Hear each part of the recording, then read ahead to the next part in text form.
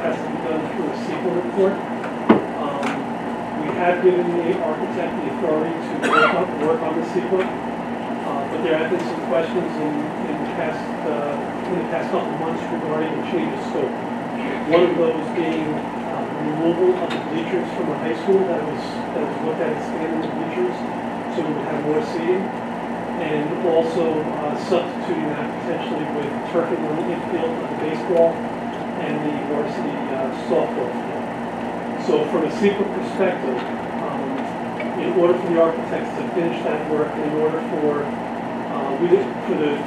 them to present a resolution to the Board of Education in a timely enough fashion so that we can have it vote still in May for the capital project, we need to have some direction from the board tonight as to whether or not we have the authority, I have the authority to reach out to the architect, change the scope of the CEQA so that we remove the bleachers from the scope of work, and then we move forward with the infield of the varsity baseball and softball fields. That's leaving everything else that was there alone? From a CEQA perspective, that's the way we authorize the architect to move forward, because we still, what happens first is the CEQA has to be done, and then we also have to come up with the scope of work. So if the board approves that change to the CEQA, that resolution will be ready at the next board meeting. And in addition to that is the hope that we can come up with a scope of work, which would include all of the inside projects as well. So if there are any changes to that, now would be a great time. Was there something I read today about removing like HVAC work, things like that? And we talked about that at various meetings. So one of the things that's going on right now at OBMS, because we had a large moisture issue this past fall, we had an opportunity to get remaining funds from 2014 capital projects to move forward and start doing a bunch of unit replacements now. That work was never anticipated to take place this year. We actually thought we had to wait until the next capital project. Because those available funds are there, we got a jump start on the work. So we're actually getting 22 units done now, as opposed to all 35 of them. So we're able to reduce the amount of HVAC expenses for OBMS by $500,000. And that'll deplete those funds? It's going to give us a little bit of money, very little bit of money. What ends up happening is, I mean, from 2014. yep, it's going to give us small amounts of money. What's small to you? What's that? What's small to you? What's small to you might not be small.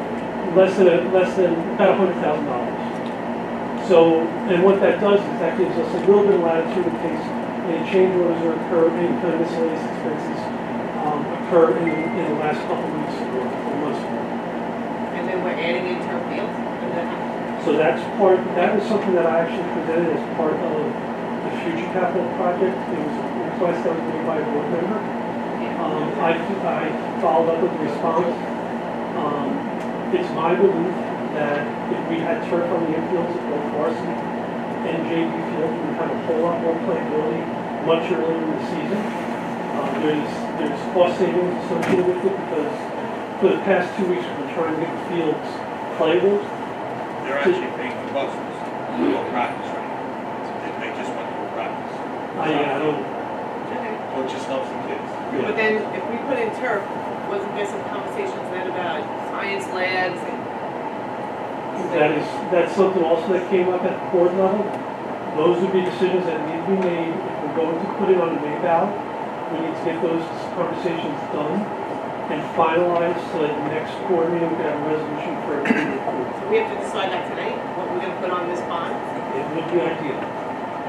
Well, this could be long. The turf fields, that money is in place of the stands. And also, we had put in the plan Stand. a sand injection system to increase the drainage, so the combination of that and the bleachers will allow us latitude to do turf on the fields. Okay. Latitude, does that mean it covers it or partially covers it? It more than covers it. It actually gives us a little bit of wiggle room, about 50,000. Fortunately, that's less than we get to go for out now. How much are the turf fields for the two The fields? two infields, I believe it was $850,000 Per field or altogether? total. 850 per field. Right. And, and John Willa did ask that, I was giving him that information yesterday. So So he did his best to come up with a number, but he feels that the $900,000 between the sand injection system and or the bleachers would cover the infield, because he Two estimated turf that fields, they'll cover two turf fields. both varsity sports, softball and baseball. Is that on this proposed capital project sheet? So today we sent out a revised spreadsheet. It's not on either one of the sheets, it's on none of the sheets that we've done to this point. We need to make those changes, and if the board agrees, I'll make those changes and also forward it back to the facility committee so that they can see it as well. Another question, that this may not have to require a secret survey, but there was a building that was proposed for $2.4 million. Correct. There is actually secret work that's involved in that as well. There is, okay. Yep. So to house chemicals, we identified an issue with chemicals in the school building.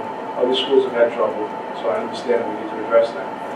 I was hoping that we could build another building for a lot less to house the material, maybe a bay or so to work on a truck, a lot less than $2.4 million. Understood.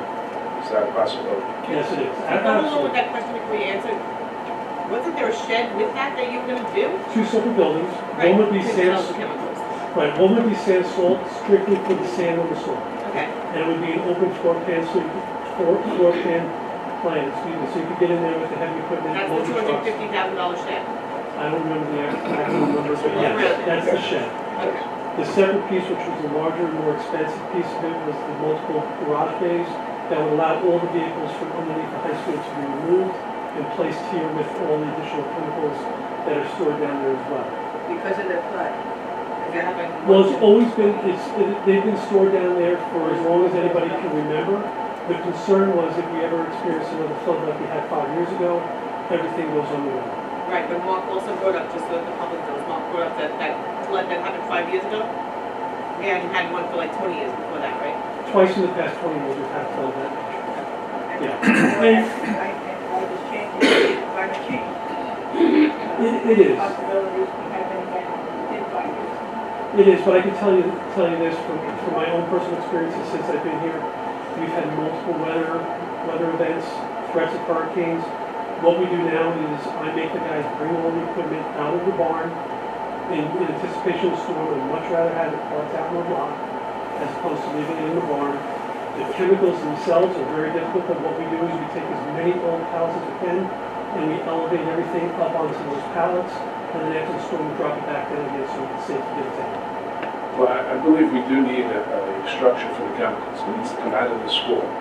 And we may need a bay in case we want to work on a vehicle and run it. We don't want to run it while it's in the school. Yes. But that's a much smaller building. I don't know the exact number, Yeah, but so- it certainly wouldn't be $2.4 million. So No, I asked for the that. sake of the bond, do we have an idea of what we can do that for? So I once again asked the architect that exact question. He said the smallest structure he did, a maintenance structure, recently was over in Manhasset for $400,000, a little over $400,000. They could do a 2-bay garage with an office and a bathroom. I said, well, we're not going to do an office and we're not going to do a bathroom. So those two things come out of it. He said, that's going to save obviously some money, but he said for these conversations, considering we're looking 2, 3, 4 years down the road for the work to be done, we still have to estimate $400,000 for that scope of work. Where would that building go? It's absolutely better. My recommendation, $2.4 million, big difference. Save a lot of money. I know there's a lot of times we're looking to start a club. I remember we were trying to start robotics, and we were scraping for $1,500. Right, now look what robotics has done since then. So if we can save $2 million, I think we have to do that. But wait, I'm curious where the building is going. I would bring it over here inside the transportation yard. That's where the maintenance department, that's where the building grounds department starts their day. That's where they pick up their equipment, and that's where they move from. The only problem with that is chemicals that you put, that's mostly chlorine, correct? So every day they have to go over there and chlorinate the pool, like what? No, that we store that separately in the high school inside the pool room. So there's The actually, chlorine would still be there. but it's not, that's not inside the barn. It's not a place where, this chlorine is used in the building. It's part of the, So what chemicals are there? So you have gasoline, you have oil, you have antifreeze, you have lime, you have, your chemicals. I was under the impression that you were moving the chlorine as well. No, What there is in the project is there's a freight elevator to the high school. We have an actual opening on the outside of the pool room that used to have a freight elevator. And if we could reinstitute that freight elevator so the guys are carrying 5-gallon pails of chlorine and everything down the stairs, it would be a much safer approach. So I guess the other big thing on the bond was those libraries. Those libraries for $12 million. So, what do you think, Glenn? We'll be right under the bus. That's fine. I don't know if we're ready to go yet. If we are, I am ready. Well, he's looking still, this way with the next meeting. After the next vote. No, It's it's a discussion. it's discussion. I thought he needs permission.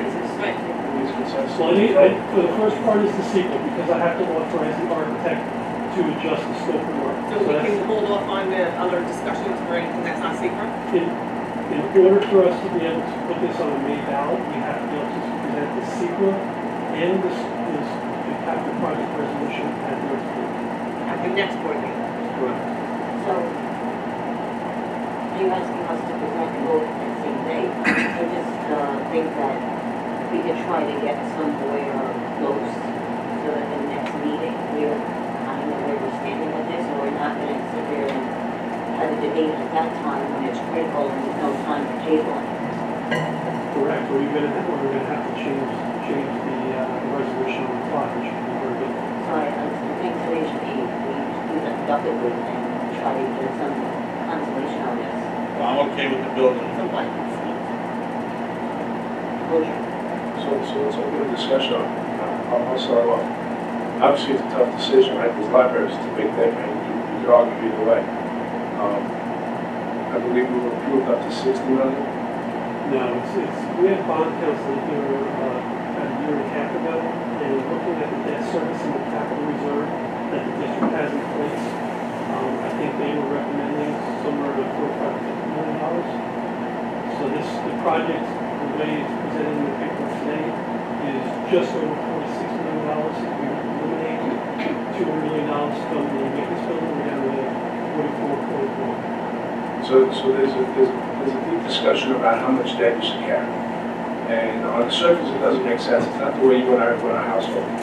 But the way the school system and the state, they almost incent you to have a certain amount of debt to constantly invest in the school. That's the way it's set up. Years ago, when I was here with Dr. Broadman, we fought about a lot of things. But he was right about the money. He really understood the money, and he helped me understand it. That's true. He wouldn't give us the money for robotics. But it's not right. It's not what we would do in our household, but it's the way the school system works and the way the state funding works. You need to carry a certain amount of debt to being able to carry debt the next year, do bondable or aidable from saying the right projects. So we need to make these investments. And I know that you go back and forth with even in elementary schools on that. I've heard a bunch of arguments on it, and it's a tough one. But I think, as a board member, you're charged with making sure you have sound and hopefully exceptional education for children going forward. It's a tough decision to make because you're looking forward. But at the same time, you're charged with fiduciary responsibilities, right? Don't overspend. Don't spend what you don't need. So when I see things like a $2.4 million shed for chemicals, that can't be. But when it comes to libraries and enhancing the libraries, good example, if you look at the Connecticut Library, where it's become, I don't know how you guys feel about it. I feel very good with going with the elementary schools, the full library package, and not wasting any money on a thing like that. The chemical shed for $2.4 million. That's my feeling on it. What about the bleachers? You already just said that we wouldn't extend those bleachers? That was So- another concern that Mark had? If I have permission from the board to use those monies to fund the infield, the turf in the infield, that would come off the infield building. And the final thing that was discussed with, that I remember, was the field house. Right now, our policy states that anybody that uses our field has to do the porta potties. We had a big thing about that. But now we want to build a $500,000 porta potties that now our janitors, our maintenance guys will have to clean. So that was a big discussion too. So I guess, Ray, we're gonna need to raise. That's a little easy. I think this is the first time, so I've known the school events for years, using the pilots. I think that's a good point. Do you wanna leave it or give it I would not, $142? I would not spend the money on building porta potties. Okay, I'm agree on that one. Take that one. I know Don, well, we should really let Don Flynn weigh in on this one. He advocated for porta potties. For a reason. These are not actually porta potties, these are actual For the real building, bathrooms. Don Flynn has to weigh in because he feels differently than he can hear. I definitely need porta potties. Excuse me, so it's not about the porta potty, who likes to go in and not. It's I do about- not like to go in. You made that clear.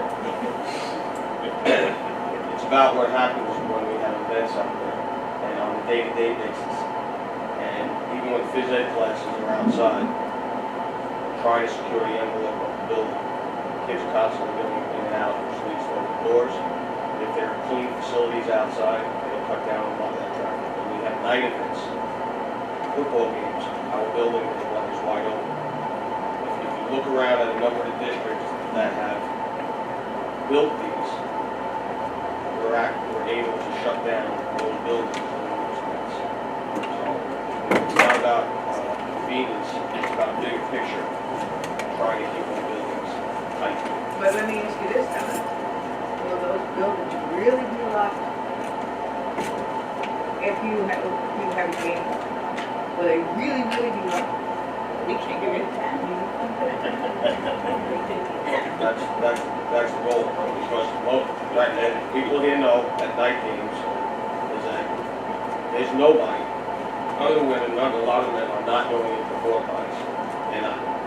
So when you have go over to Iceland and look at the facility that they built.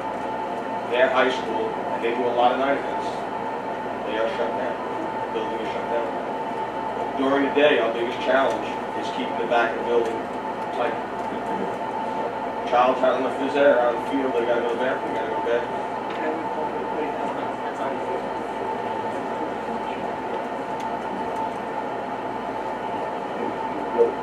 The other piece of it too is that if you have kids that are playing in the backfield, I think it's even a matter of convenience, so that all the people that are going to attend these games have to walk from the backfields, come all the way up into the building. This could be presented, I'm sure you guys can do your job. What's happening, Maya, is you've got neighbors who are pretty infuriated because people aren't making the trek up to the building. All right, they're stopping halfway along the fence line. And we routinely field those phone calls from whether it be the players, the students, the parents, to you trouble. You get calls from people who live on 8th Street or live on, live on Hill or live there. So John, where would this building be placed? So the location itself has not been decided upon, but it is, the area that we talked about the most is just beyond the outfield towards the middle of the main complex. So it's kind of accessible in that area. More accessible for more fields than any other location. Somewhere out where the porta potties are generally put right now, in that general location. They're a little bit, They're inside the fence by the concession stand. no, the ones that are put out there by the baseball leagues that used to be up. They're actually further inside that chain link fence all the way in the back. This would be much closer. Yeah, much closer. I personally, for the reasons that Don Flynn explained, I feel this is definitely would reduce traffic coming into the building. I think it's something also too, just a matter of convenience, people that do attend these games, they're not taking the truck. I go to the games sometimes, and we go in the backfield, and it's like, just the idea of having to come back to the building. It's, So something that really hasn't come up in a lot of the conversations and will need to come up, and it's not something that we have to worry about tonight, but we will need to come up with priority ones and priority twos. I remember clearly when I got here in 2015, priority was tennis courts.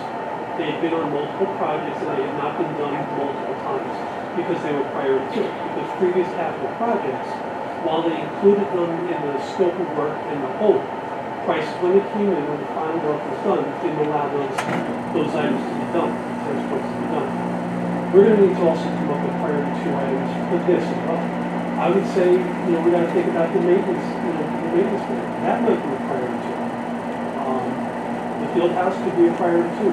We should go through and we should come up with a couple of priority twos so that our priority is getting the heating and ventilation, getting the drainage, getting the libraries, the auditorium, getting the things that have not had the same amount of concern or disruption to the system. Get those done, and then work on those second tier things as money is presented to us. Much in the same way that we're doing additional limits at OBMS. We need to make sure we get through the primary scope of work first and foremost. So you think if anybody's going to look at this front and you have the work, then you would? I would think this would be a good thing. Well, personally, I think it should be a priority. I mean, that's my honest opinion. The building, The field house. But that being said, at some point, we're gonna have to have a conversation. Doesn't have to be done now, doesn't have to be, it would be great to have this conversation prior to getting out and sharing the project with the community. But, those are things that are gonna have to, it's gonna ebb and flow. It's 3 years. There is a 3-year lead time once the project completes before we can really break it down, right over some of the significant things. Next question, and forgive me. Okay, forgive me if I'm being too aggressive. You guys have had a while to spend hot, so I gotta catch up to you guys. Third baby. All right? These bathrooms, can we attach these bathrooms to the outside of the structure we're gonna build to house the chemicals and keep it over at the high school? We're building a $400,000 structure to house the chemicals. Can we spend $150,000, put a couple of bathrooms on the outside of it? Put it here instead of over at Central.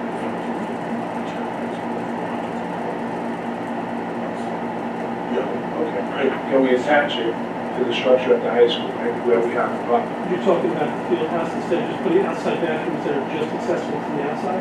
Or are you talking I about? understand. If I suggest putting them in, someone's gonna say, well, the chemicals, no, of course not. How On would the, that come in here? on the outside, wherever the chemicals go, we're building another structure. Building How another, would it come in here? we're building another shed at high school. The shed we're building at the high school, can we attach bathrooms onto the outside of that to solve the problem of the water bodies for less than $400,000? The shed and the sand salt shed, I would recommend putting in transportation. This is Both Both of them? Yes. We're at the sand store, we're putting that high school. No, there's really not a good location. I mean, you have to bury it in the back, and to get to it with snow and everything else, it would just be counterproductive. This is the central location, relative to, not necessarily geographically, but to the number of schools and where all the vehicles originate from and where all the guys originate from. Where are you gonna put the bathrooms at? Where? By the business? By the concession? So, on the opposite side of the end zone from the concessions, we thought would give it the best accessibility to the most of the field.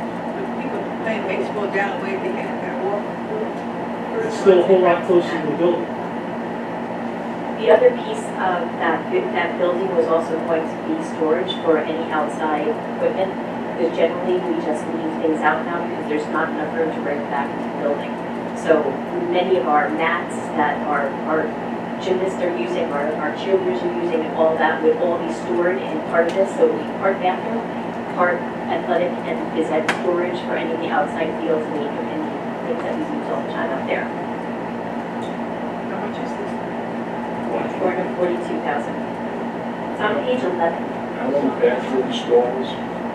Six stalls for the women, 2 stalls and 4 urinals for the men. And we would use 6 and 4 at one time? I mean, that happens pretty often.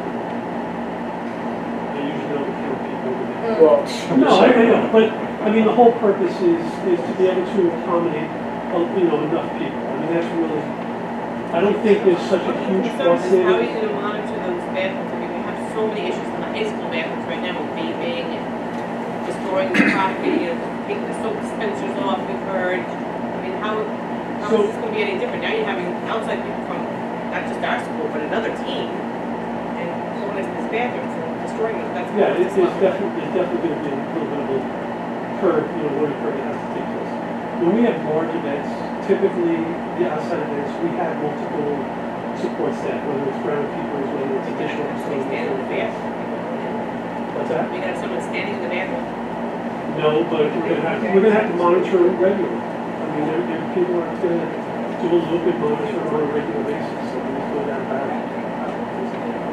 Do you have any idea approximately how many high school athletes we have on any given outside season? So like right now for lacrosse, baseball, softball, track, all those out, We're at 200 right now. we're at 200. So we're talking about 200 athletes on every given day, Monday through Saturday, for 6 female stalls and 4 urinals and 2 toilet stalls for men on any given day in the spring, and that's later than the fall. We have bigger teams in the fall. So we're talking about field hockey, soccer, boys and girls soccer, football, track again, cross country.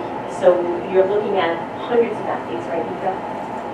On any given day, and where they would not have to travel back into the building could remain locked, and they would not travel back to the building, they would go and use these. So it's not just for outside events, it's for our students as well. I know the football team, we didn't actually go that much stuff. We told them to go before practice, I'm just saying. Just so you know, go before practice, because we used to tell you, man. This is, I understand what you're saying, women are different, maybe I don't know. I can only shout for the boys, football team. We didn't have a problem with that, thank God, during practice. And once in a while, we have one kid that always had to go at a certain time. We knew he was going to the bathroom every day at 2:40, because he didn't want to do calories, he didn't want to do the warm-ups. That's a very different situation. Yes, that's what I'm trying to say. But they do need the, I'm not saying they don't need the bathroom. I would say, I would absolutely go with the bathroom. I think, they've been asking for this for years. And, they want it under a protocol. I wouldn't support that. These are not water. I don't use the board bus. I hold it. There's a couple other things that we had, so. Wait, okay, let's get some closure on this. So are we for or against this? I'm gonna go, Eileen, I'll ask you first, are you for No, or against? I want to go with the veterans over here, I want to see what you guys have to say first, and then I'll learn from you guys. I personally think, the building is good, the house is needed. The porta potty you told me, right? It's not a porta potty, it's an actual, the field house. Whatever, the band, the potty. I'm listening to Don, and we're spending millions of dollars on brand new doors, good new doors, which I'm still having a hard time with people tell something to disagree with me. So I will go, spend $400,000 versus a couple million, we just put in new doors. Because Don said so, and he's our guy for our security, so I do have respect for him. So based on keeping our doors locked at night, which is my concern, and if this will do it, really do it, then I But if will. it doesn't, and we just spent $440,000. Well, then we'll have to go to Don about that, right? I'm just curious, they want to know anything. So I'm trusting that this is his reasoning, that he wants to lock this building tonight. Maybe you want to take a road trip to a nearby district. I mean, you talk about what happens with the outside organizations. Many of the districts have decided that these bathrooms are only open during school events. So when an outside organization is there, they have their porta potties. But for during the school day and during events, that's when they're unlocked and they're open, when they can be monitored. So they're not open on Saturday morning until Monday morning. Well, that makes sense. That makes sense. Wait, Saturday we have meetings. I mean, not for anything outside organizations. After 2 o'clock on Saturday, I was under the impression that this was already going to be taking place. That if our school not, our children not using these bathrooms, they were going to be locked. you're talking about a new facility. The field house, I thought if our children are not using it, there's no games going Right, there on. was a question earlier about how you're going to monitor it with outside organizations, how you're going to monitor it all the time when people are coming in Well, every day. I don't think anybody should have the keys to this. agree. Let's see who's going to have the keys to this. I agree. Agreed. Okay, are you ready? You want something? So I would support it, I'm supporting. I've been on the other side for a long time. I would be question, that's right. We're gonna have cameras over there, security. We're gonna have cameras set. We already do. Oh, we do, so we don't have to I spend don't it. even know where you put it. You don't have to put more money into cameras. So it's talking about the backfield in general. No, so we just added, what fiber was just added out there, so very much. probably gonna cost more money than what it's worth. The normal cost of 1, 3, 5-year plans is always the end. Right? In the surface, when it's like that, it's been, as we know, it's truly influential. When it comes to security, trust in the sense. The fact that we say $2 million on a building, just that's it. Mark? No reason to vote, straight 3 yeses. No, Well, it's not a vote, it's just I'd like to see, you only I'd need like, to I wasn't sure yet. Yeah, but that's not the Matter of reason fact, you'll vote down the bond. I just. Who said voting down a bond? No, I said, but that should not be the Stop reason. saying that I'm gonna vote down. I'm not I didn't say saying voting why. down. I said from day one that we needed stuff money. So don't say that. I just spoke to You're her. Mr. Triplett, I I said. spoke to her and said, you know, what was the I biological. would like to see it just what it's a whole board, not just. But I'm not, I can't. Okay, that's okay. They But I can said I support the want bond, the they answers. just don't know the We have a direction, we have to Feel it. That's fine. Okay. But We're good. two good members. Yes, exactly. I just want to see the rest of it. I just said, gotta see what else we're spending. No, I understand it, but we're gonna try to go I'm through some of these. 50-50 right now. Okay, let's just move on. We saved 2 And million. between one and I'm gonna go along. Now we're. The only reason why I'm looking for, Fine. the reason I'm looking for closure on this is that, so then we can put this particular thing to bed. Maybe So, just, we found closure. Okay, so Can we go instead of- through all that? I would go through the whole thing and see where we're at number-wise, we're done. Yeah. So I'm okay, I wanted to see what the veterans said, I appreciate all your opinions, and I took that into consideration. Whether I say yes or no really doesn't matter, but I wanted to hear that. Okay. Okay, good. The other thing that was brought up was the auditoriums. We had, I don't think any of us disagree about RMS or BMS in the high school. I think there was a little bit of disagreement about signal being redone for another half year. We just spent, how much money on Civil War? We just spent money on Civil War for 25, correct? We didn't spend a lot. You want to join? No. Not. No, I thought Sycamore was a great idea to get done because the high school is so much in use that this is a great secondary. So again, if the elementary schools, I'll give you an example, when I did my school play through WASB, you know, to get to high school was ridiculous, you couldn't get the time.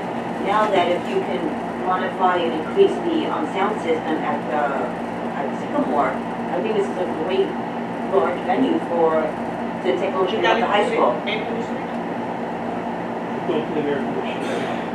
$500,000. That's right, that was the issue. So the conversation that took place within the facility committee was, we have an auditorium now, we should take care of it, we should maintain it. And if we make it nice enough, that'll be able to use it, whether it's for spelling, whether it's for talent shows, whether it's for I can't hear you, I get this thing in my ear, I can't hear you. It just sounds stressful. yeah, it's You or yeah? first time anyone's ever The said beard that. is like muffling your First time I've ever been told soft-spoken. So, you know, we talked about it, and we looked at all the different activities and events that we could hold in an elementary auditorium if we had them. You know, whether or not it stays, obviously, is up for discussion, but that was some of the rationale and the logic. One of the things that I just want to point out, and I know $500,000 is a lot of money, there's no Right, question. without the air conditioning, that's what comes to me. Yeah, but the piece that, you know, that we haven't talked about is these projects qualify for state aid. So we're not paying dollar for dollar $500,000 on this. Yep, understood, but I mean, you know, when you talk 70% aid back on a project of $500,000, it's costing the district $150,000. Still a lot of money, no doubt about it. Over We 15, get it all up. over 15 years now, it becomes $10,000. So, you know, when you look at a project, I mean, when you look at the individual scope, there's no doubt, we're talking big numbers. But when you look at an individual element, is it worth $10,000 to renovate the auditorium? And those are the kind of conversations that we had at the facility committee when we started looking at which items to include and which ones shouldn't stay. And we get a limited stuff. So,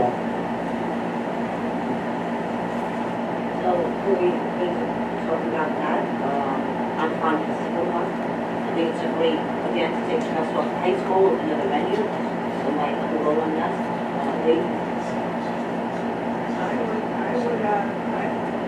Add the air conditioning to it, there's no air conditioning there.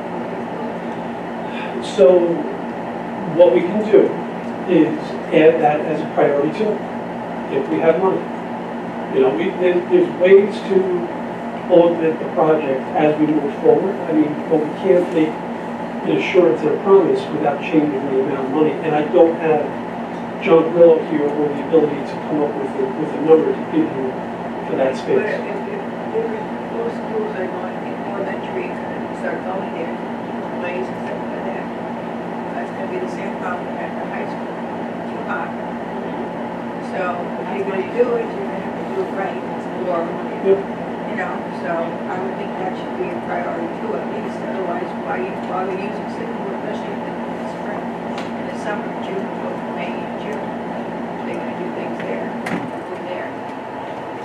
I have absolutely no problem adding it. Obviously, it would be a great addition to that space to have. Yeah, I'm good with it, yeah. Yeah, otherwise it's sort of just a renovate and have the. That was my issue with that. What was gonna have $1 million, we have to pay a push against. Can we get a quote on that? Without a doubt. Without a doubt. Okay, so we're fine with, With that, with AC. okay, cool. And the price, you wanna see the cost? Yeah, the cost. AC's gonna Basically, cost it's another gonna be like $500,000. triple, yeah. Ron, do you know offhand what the high school HVAC is gonna cost? Yeah, I'm not quoting you for penny, just to get people. Honestly, I can't say, but I know that we just replaced the library unit, and because it's only one unit and there wasn't extensive ductwork and everything else, that was $100,000 to replace one unit for the high school library. You have twice the volume, so, you know, you have to add steel and everything else. I'd say it's probably gonna be about $350,000, The HVAC, so you're talking about another $1 million. to renovate that space with air conditioning. My guess would be $350,000 to $400,000. Yes, $80,000. So I can get one from Mr. Grillo. He'll do a calculation of the square footage and the height, and he'll do a calculation as to what size units we need. So you guys looking at entertaining this as an It's additional? a number 2 for me. Number two, yeah. Whole thing, the renovation and the AC or the renovation? I wouldn't do without it the without, AC. yeah, me either. If you're I gonna don't do think it, do it's- it right, yeah. and if it fits without budget, do it. With the AC, we could make it more to. I agree with you. Good. Listen, can I ask a question? All these numbers that I'm talking about, they're estimates, right now, our estimates. Yep. Okay? When it actually goes out for bid, and hopefully not, but it comes in at a number that blows it away, we have the ability to stop the project. Not to award it. If we get to a point where we Stop the have, project, right? or, you know, and at any point, you know, as we start receiving bids, we're gonna have to assess. That came in more expensive than we thought, do we award it or not? And that's the reason why at some point, I will need some help and some direction as to decide what those priorities are, so that we can develop those bids in accordance, so that we can add and subtract as need be. So basically, we're giving you guidance, we're not voting, we're giving you guidance on a plan, our intentions. But it comes down to the bids coming in before we actually say yes or no to any particular project. Correct. The resolution will be a very broad stroke summary of the conversations that have taken place over the past several months with the Board of Education. That will be presented to the community as a very broad strokes project with the hopes and intentions of completing everything within. Inevitably, you know, you need to adjust on the fly. Some are going to come in more expensive, some will inevitably come in less expensive. And we weigh that back and forth as we go. Jerry, so looking at your projections going forward, I don't mean to put you on the spot, but where would you like to see us come in with this capital improvement work to offset future state aid for the coming years? Well, when we had bond council come in, they were looking at what's retiring, and we provided a number of ones who retire. And adding those to what we have available by virtue of complementing the reserve. So they were recommending 51. So why don't do that, 46? Yeah. And now we just took off 2 million, and so we actually just took off 2.6 million already. I'm sorry, madam, what was the .6? So we took off almost 2.6, 7.1. But it's a priority two, I thought, that's, no, that's what I'm They sorry. take it off, so it's nice to take it off, and it might be more than that. Yeah, 350. Oh, so we're still leaving this in? Two million for that building. Yeah, we took off 2,034,500. All right, so, say for example, because it sounds like, I don't know if we're chipping away or making this bond less, but for every amount that we're lessening this bond, how does that look on state aid? For the state aid, then we are, you know, it's really that you spend $1, you get 67 cents back. So we're losing that opportunity. And that's the other reason too. But it's not, you don't get state aid, you get state aid for what you spend. If you don't spend it, you're not getting it, so it's not like it's.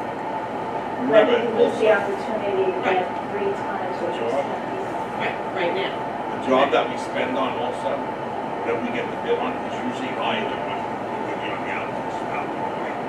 We get a little bit higher, We just come so in, everybody we understands. come in at 44, guaranteed all the bids that come in will be 51. So, one of the things that John Grillo does, and it's on the bottom of the spreadsheet, is he factors in an 18% contingency soft cost, which when I saw that number for the first time, I choked. I thought it was too low, actually. Well, he's got a pretty good track record, and he's been doing pretty well by us, you know, for the work that he's taken on in the past year and a half already. It's important, and I think he realizes it, especially coming from the previous architect, how important it is to get those numbers on target. So, you know, if he's confident with those numbers, I have to defer to his expertise. But there is a soft cost built in for that inflation, for those unforeseen conditions. I just have one last question. So, what you guys were talking about earlier, the turf fields, that's gonna be, now you're gonna get us the new prices for that, right? Because that's not on here. I will add it to the spreadsheet. Let me just finish. Sorry. So I have, there's 4 things that have athletics. We have the athletic field reconstruction, the varsity baseball field, the bleacher home side, and the press box installation. All of that would be gone, and then you would do the turf fields? No, the press box will remain. Okay. Press box does not meet fire code at this point. Okay. So- That's 185, oh, that's fine. Just So, here, I just want to make sure. so that was a separate line item because of, But the bleachers, the varsity baseball field, and the athletic field reconstruction would be now incorporated into the turf fields. athletic field reconstruction, are you looking at the number for OBMS? Looking, yeah, I guess so, yeah. That's a totally different Okay, so conversation. that stays, okay. That's what I wanted to know, thank you. Yeah, And then, so then there's the varsity baseball field and the bleachers. correct, So that's 900, a little over 950,000, about 950,000. correct. And I'll get a revised price from John and we'll edit that document so it's a true reflection of the actual price. Can you look at the JV fields too? Stays. Whatever it is, it'll be double because they're the exact same size. So if that offsets, if that 950 offsets that varsity and the JV, you'll let us know that? It won't. It won't. John Grillo said $850,000 to do the infields, so to do 2 fields, one baseball, one softball. No. So it'd be, you know, Is that what you're looking at? I want to see what the JV fields, we have the same problem. Because we're spending $300,000 every year, is that what, I just want that in there, are we spending $300,000 every year to fix the fields? no. What are we spending every year to fix the fields? I mean, manpower is probably one of the biggest expenses and everything else. I mean, the guys are out there, you know, 2, 3, 4 weeks in a row trying to get the fields playable, and even then, Give me a dollar, give me one. I'd have to go, I want all these.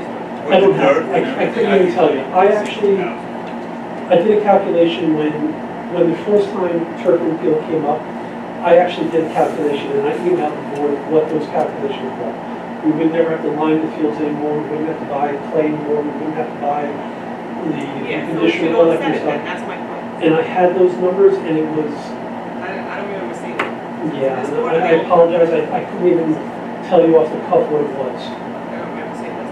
So, and then over 15 years, that would pay for itself, if we put it in the bond. I don't have a problem with that if you could get us those numbers.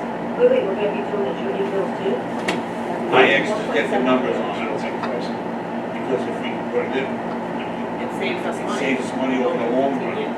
We Spending that money. have 20-something kids on the JV baseball, kind of sitting in, they're getting practice outside.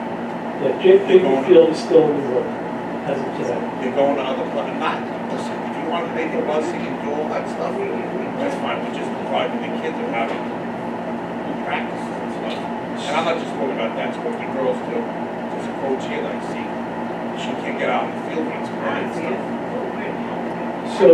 So one thing that we need to be clear on, if that is a true consideration, I need to change the CEQA.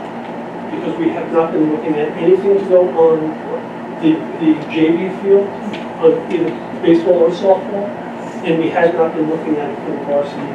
Well, I'd like to know if softball. if you cost it out, if it's gonna cost us the same amount or less, then yeah, I'd rather do that than spend the money over the 15 years. Okay, You know what I'm saying? And I'm not a sports person at all, I don't really do sports. I do. And honestly, I didn't know that the buses I have were no- taking the kids for practices away. I don't know that side of Yeah, it. I mean, that's a cost, I Yep. want to know, that would probably cost us more to do it the way we're doing it now than if we were to put it in the turf It's not field. just sports kids, but they're also, if they're here, they can practice. Okay? So sometimes they have to practice inside. So if it's here, the turf, you can practice on turf right there. Unfortunately, you don't have the turf, so the fields are just. But I don't want just the boys getting out, the girls getting I out. just said. That's been a conversation from the beginning. All right. If I had to guess, because I know we're in a position where we're trying to make decisions tonight, I would say the cost to try to get those fields playable is upwards of $20,000 to $25,000. And that, I did not even know about the transportation side of it. You know, we have the buses, I don't So know it if would it's be an extra cheaper in the run. long run to add to the bond. $25,000 a year, at $850,000. It's gonna be many years to recruit that. 67 cents on the dollar amount. So we have to do the calculations to know where And I we thought we stand. were looking at 67 cents on the dollar, now we're not. No, you gotta put that in, 67 cents on the dollar, big. $8.50 And you'll probably use the pool. Or how about the drop off? Listen, I'm not saying we have to do anything, I just I said, just want the yeah. numbers. No, I realize that, but we can't even do anything unless we approve going forward with the sequel How much process. would a drop pit cost? That's A not drop pit. The drop pit? Yeah, you can drop it up, bring it up and down. Oh, yeah, I don't know, probably as much as a dome roof, I don't know. So, are we in agreement to vote on that one then, on the turf fields? We would need to go forward with the secret for, now we're talking about potentially 4 turf fields, 2 softball and 2 Right. baseball. We would need the secret study for all 4 of those. Right. So I would need consensus from the board to give John the authority to change So the what is my scope of the next secret. concern? Paul? I'm the one asking. Okay, so Lee? We're gonna do the study. Okay, so then, good. The study. That's 3. Okay, so I'll authorize the architect tomorrow to adjust the sequel, looking at turfing all 4 fields. And give us a price, give us a price. As soon as I have a price, I'll, He basically told you, 1.7. yeah, For all four. All four. Doesn't it come down in price? it's just the infield, we're not talking the whole field. Yeah, it's not the outfield, the whole field. It's just the infield, we It's not a hundred There's feet. one difference, the infield has the dirt, and it usually has a slope by the pitcher's mound, that's where Yeah, not the whole outfield. yeah, not the outfield, it's just the infield. No, right. She's gonna replace the whole outside with plastic. There's net grass, we're not having any grass. No, it's, No, just the infield. no, it's the infield. This register. Yeah, just the infield. So you can't run outside of that? Well, nobody does. Make sure this is sustainable. Yeah, stay in the line. Stay in the line. And like you said, you don't have to write the line, you just have to write this, the lines are in. Right, so the lines, you don't have to do the dirt stuff. By pencils. All right, so you got a consensus, you have to raise, no, yeah. So the difficult part is going to be, how do we get that in a resolution for everybody to vote on next week or 2 weeks from now, because you're gonna wanna see a price. So I could share the information and then, you know, we can figure out. Do it, what we John. can Wait, is I will this, share the information and go from there. All of them. what about the football field over there? I know we have to reserve. Well, that's different, that's a different line item. That's a different line item. We're just doing. It's still my high school. High school is Well, the OBMS has its own stuff on the athletic field. I thought, wait, this, all 40 for the high school? That's all I need. It is funny. So you get a consensus and see. Absolutely, because that work is ongoing, and we're doing that with an outside contractor, they need to know the scope of the work. So I don't see anything wrong with that. Anybody else have? Well, I didn't know we were gonna be adding on 850,000. I knew we were gonna take off the 2 million for the maintenance building or whatever it's called. I didn't know we were gonna add on another $850,000 as this is a priority, but we're taking an auditorium off at 520 as a secondary. Only if it has air conditioning, put it on its first.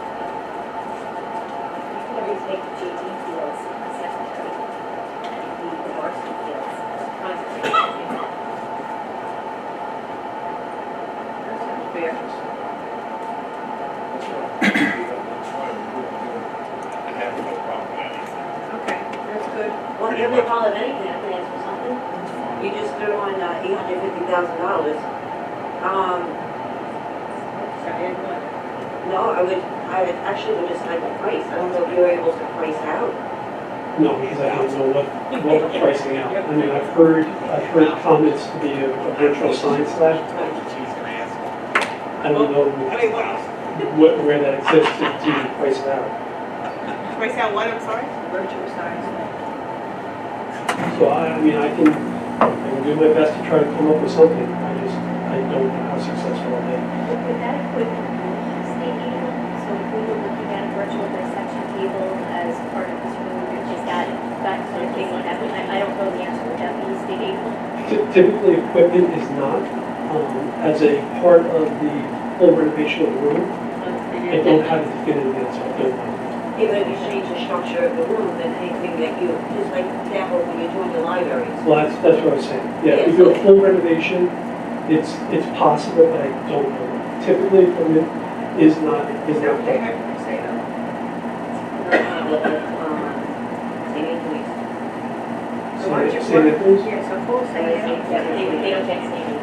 I know they don't get their grant, they can tell you they have, maybe they can't say. We have to visit, see that, because that's the question I have. Well, that's a, you want to add something good? Well, that's what I'm saying, so we're gonna add $850,000. Maybe, that's a secondary. We said we're adding it. 67 cents. 67 cents, but you get that, on that one. And On that stuff that you just said, the virtual science club, then I'm sure, right? What is that like? Well, I was asking the question. That's good stuff.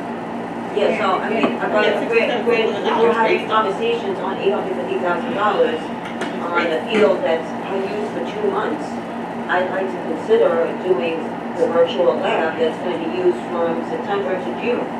I see a lot more bang for the buck on that. Not used for 2 months. Well, anyway, But Okay. the whole field. I'm good. He's getting a price, he's getting a price. It's used from September to June. They're practicing, trying to sum. okay, let's go. Okay. What you gonna say, I put you in. Absolutely. I mean, St. Anthony's has a program incorporating that equipment. I do want to know if it's state aid. Absolutely. That is absolutely part of the question. I'll absolutely find out. Thank you. Okay. All right. It's only 7 months Did we ago. get consensus to move forward with the four? Weren't there a few other things, Tom, but we just moved them on? Yeah, I think I went to get this in the opinion. Everybody had a question on it. Certain things are water all the time, but I didn't. No, I Well, thought you you can and go John swimming. had things on And I that. can't I go don't know. swimming. And you can't go swimming. There wasn't that much on that stuff. Consensus to move forward with the four secret, the four field secret study? Yes. Okay, just want to make sure. So John, is there any chance that is there any chance that virtual lab can be added? They're doing it, It's gonna get you crazy anyway. Let me get a price, let me find out if it's able, Yeah. and, then if it's been done before, and we're not reinventing the wheel, So we can figure out how to get, how to bring it here if it's something that we want to do. Excuse me one second, I'm sorry, what's in there? You all right there?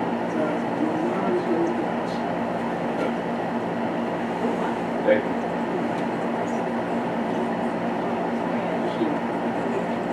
Can we get the consensus? We got the consensus. So the consensus is for the CEQA. I have the authority to inform the CEQA as developed. Thank you, guys.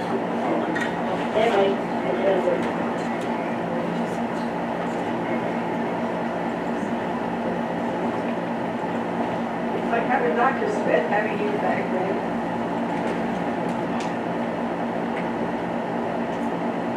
Okay, so we're moving on to the policy. We have, No, you got one more thing to do. We have two more presentations. very quick, I'm sorry. Yes, I'm sorry, Sharon, also, I catch you. Mary Jane, yeah, extra marker.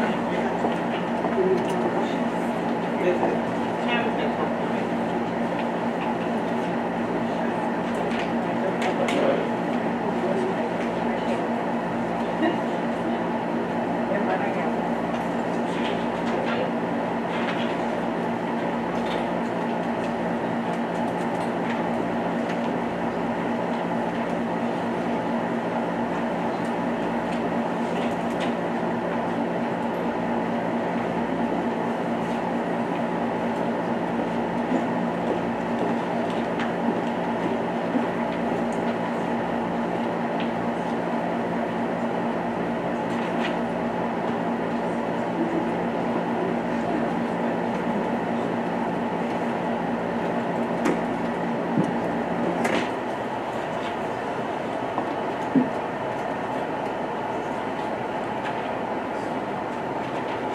What we've been doing for the past several years is looking at the expenditures by building. So here you can see how much each principal has budgeted in each of their codes for their buildings.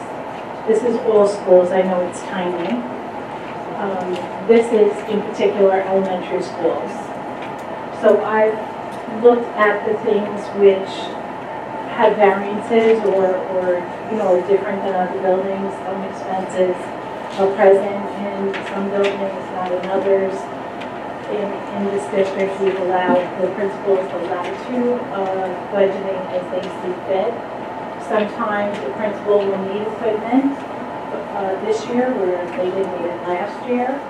Like you can see that Idle has equipment budgeted. So does Duffield, so does Cherokee, and that's because they are budgeting for a die cut machine and furniture replacement and a copier for the office. Something else that's different on the line item, you see in green that Bosby is budgeting for a clerical desk. None of the other buildings have principal equipment for this year. So we've just gone through and explained the variances.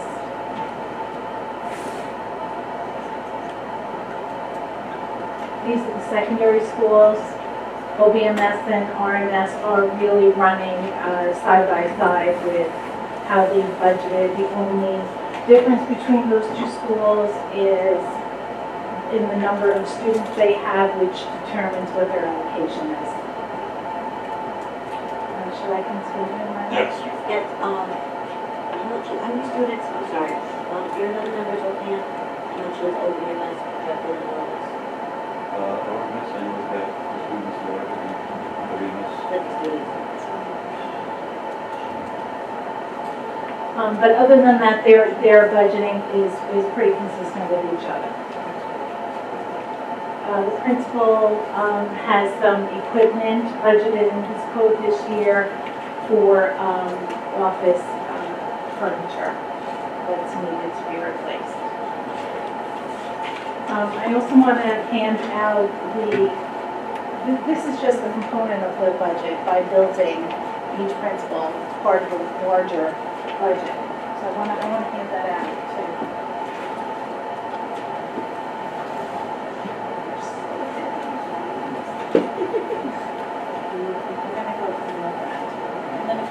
some on the chair here for the public.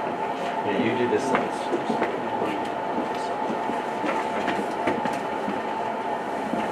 I'm going to community. Put them on the chair.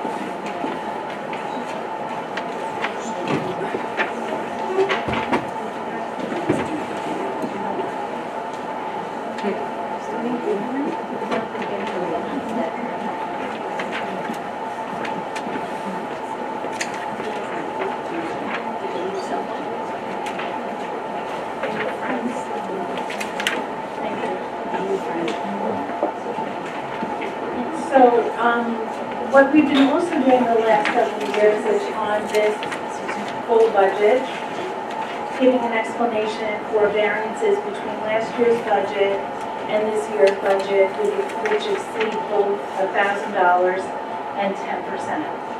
So this really helps with the questions that come from the board and the public, that you can see what is causing the change from year to year. I also at this time would like to go over questions that I received from a board member.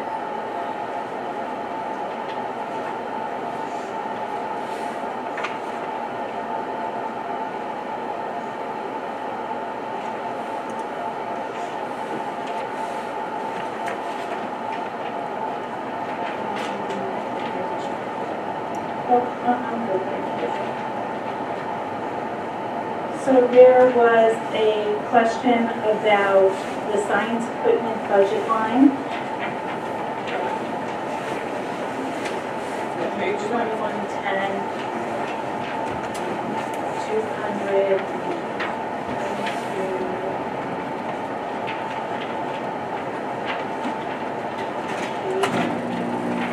Are there any questions?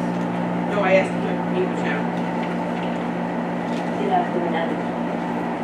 Do something? I asked him to meet with her to get some explanation before I had questions. I don't know what I'm asking. I could get an explanation.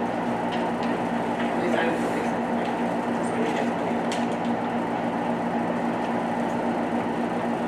Page 6. Thank you. Am I not allowed to do that?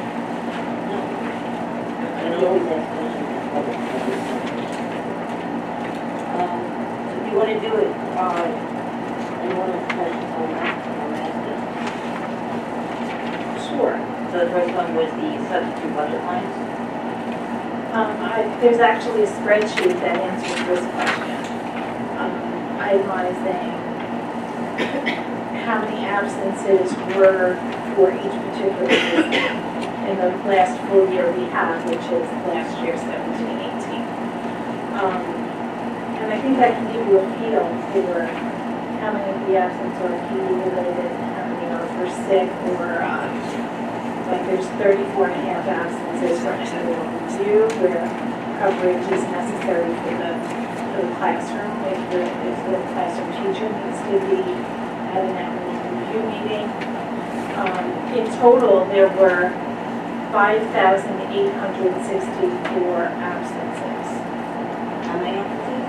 5,864 at needed coverage. Okay, so out of that 5,864, is that due to sick time or is it due to professional development? Okay, I'm going to tell you what was professional development. What is the percentage of that? Because when I look at the 17-18 expenditures, it's, I mean, rounded up, it's $1.4 million. And now we're looking at a proposed budget of 1.9 to cover for substitutes salaries. So I'm curious of what piece of that is actual absences versus teachers being taken out for professional development.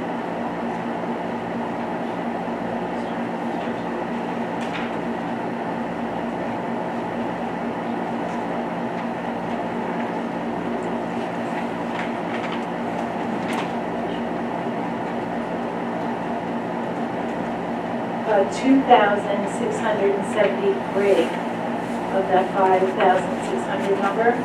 So 2,673 were for professional development.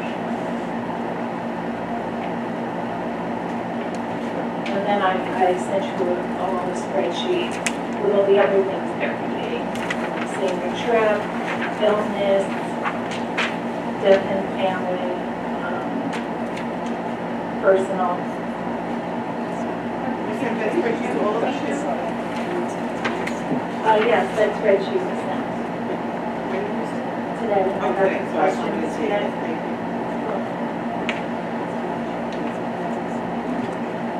Okay, so a little bit less than half professional development. Are you anticipating roughly the same amount of time for this cycle? Yes, I did. Measured to 2,673 professional days? Yes. So this is a combination of teachers going on conferences, outside conferences, as well as times that we provide opportunities for learning within the district. So we are in the process of the opposite side of some of our initiatives, especially at the elementary level. So there will be a decrease in the amount of pullouts for literacy instruction, for mathematics, as well as for science. Okay, but you're increasing the budget by $560,000.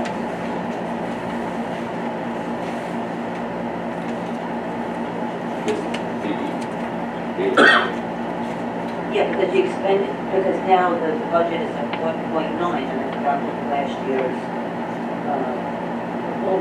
budget was. It was at 1.4. So we're at 1.4 for that. Yeah, so basically increasing it another $500,000. Can I piggyback on that, ask how many teachers you're talking about? I just want to piggyback on yours, as you were asking that question. So I'm just, so you said that you're cutting down on the literacy, but then you're replacing that with math professional development? No, we're on the downside of all our elementary initiatives. So there'll be a reduction in our literacy pullouts. There'll be a reduction in our math pullouts. Yeah, so that's why I asked you the original question. Are we still looking at 2,673 for that grade? Are we looking at less days? Less. Okay, so then it goes back to my original question of why are we increasing the budget $518,000 if we're actually going to minimize that amount of time? Well, that's really a question. It's on page, I don't see it. oh, you know what, it's page 5 on how you sent us the spreadsheet at home, so I don't know how it.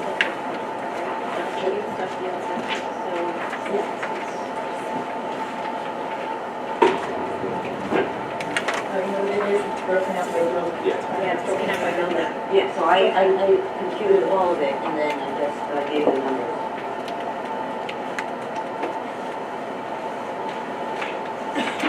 We're expecting them to drive. So that could be reduced then, because we were replicating really last year. Okay, so And based on expenditures to date. I don't project it out.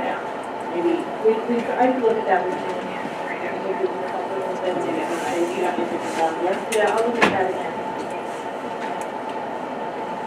My next question is, the science equipment budget line was reduced by $2,500, but the expenditure was $3,842.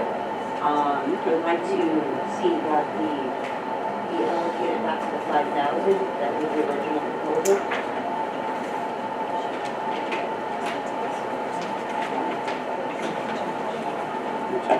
When our directors propose equipment, they actually propose a piece of equipment with the actual cost of the equipment should be. So she may not need a piece of equipment that's in that $35,000 or $4,000 ballpark. We would have to get you the exact piece of equipment that she's asking for and how much it would cost. Because you may not need the $5,000, so you're looking for something that's $2,200. So what are you trying to, right now we leave the $5,000 line and encourage you to buy the equipment? She requests what she needs. So like, basically like said that? Equipment is challenging because of the threshold. A lot of the items that we need to purchase for our science research fall underneath professional, the dollar of professional. So we end up having more money left over in our budget because of the amount of the cost per item. Right, but it's kind of tight because it's 30, 42, so then it's. Yeah, but looking at what was spent to date, it was projected as compared to what was spent to date at the same time last year, that there would be a drop. But maybe it would be more comfortable to increase this code and just have a corresponding decrease in the supply code. Because we can't put money into equipment, but we could always move it out to the general supply. I just want the availability to be there, so if people need something innovative or something for their kids, I want that to have that option. Yeah, I think that's a good idea. All Okay. right, so I made that notation. All right, so the other question I had was, all right, so the other question I had was the special ed BOCES, the expenditures. So I gave you the expenditures for, that you provided with the 16-17 year and then the 17-18 year. I noticed both years, the expenditures were excessive over the proposed budget amounts. So now this year we are thinking, putting out a budget of, it is my fault here.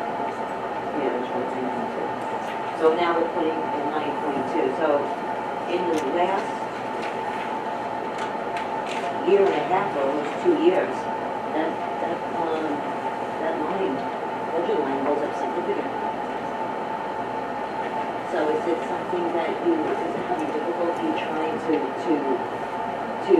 put the right projection out there? Because It's a challenging projection only because we don't know the increase that BOCES is going to apply until after our budget's created. We also have students who enter the district throughout the year, and we can't necessarily plan for who comes in and who comes out.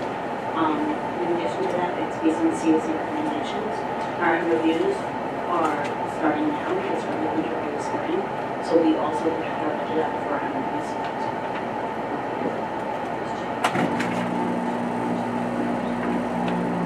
so then, Why don't you talk about the changing numbers from that state to actual enrollment? Sure. There was a significant change. So in the 17-18 year, we had 48 students that were taking both ski programs, and we had 7 entrants throughout the school year. Right now, to date, October 2018 on our best day, we had 59 students with 3 new entrants. So we are up 10 students as well. And how many right now? Right now, we're 70 plus. Now, by the end of the year, that may drop. We have students entering into the district throughout the year. This week, we are over 70. okay, so out of that amount, how much of that is paid? Any of this money available? Yes. I would have to get back to you. Okay, so when I'm looking at a 9.2, I'm not actually looking at a 9.2, I'm not actually, You're definitely not the exact amount. I would have to get back to you. so would we say it's not half or third? I believe it's half, but the exact percentage, I'd be more comfortable getting the number. Does that come in as high points, post aid? High cost, that depends, some schools, that just depends on the students, some students are high cost students. If he doesn't speak English, No, you might can hear, anybody that's not using the microphone, somebody just told them down a number. So I just wanted to give them a softball that they can hit out the ballpark here. Some of our kids have high cost aid associated with them. So that was what I asked Monica, are some of those captured in the high cost aid that comes back in the SBA? Yeah, she was just asking for Monica to speak to them.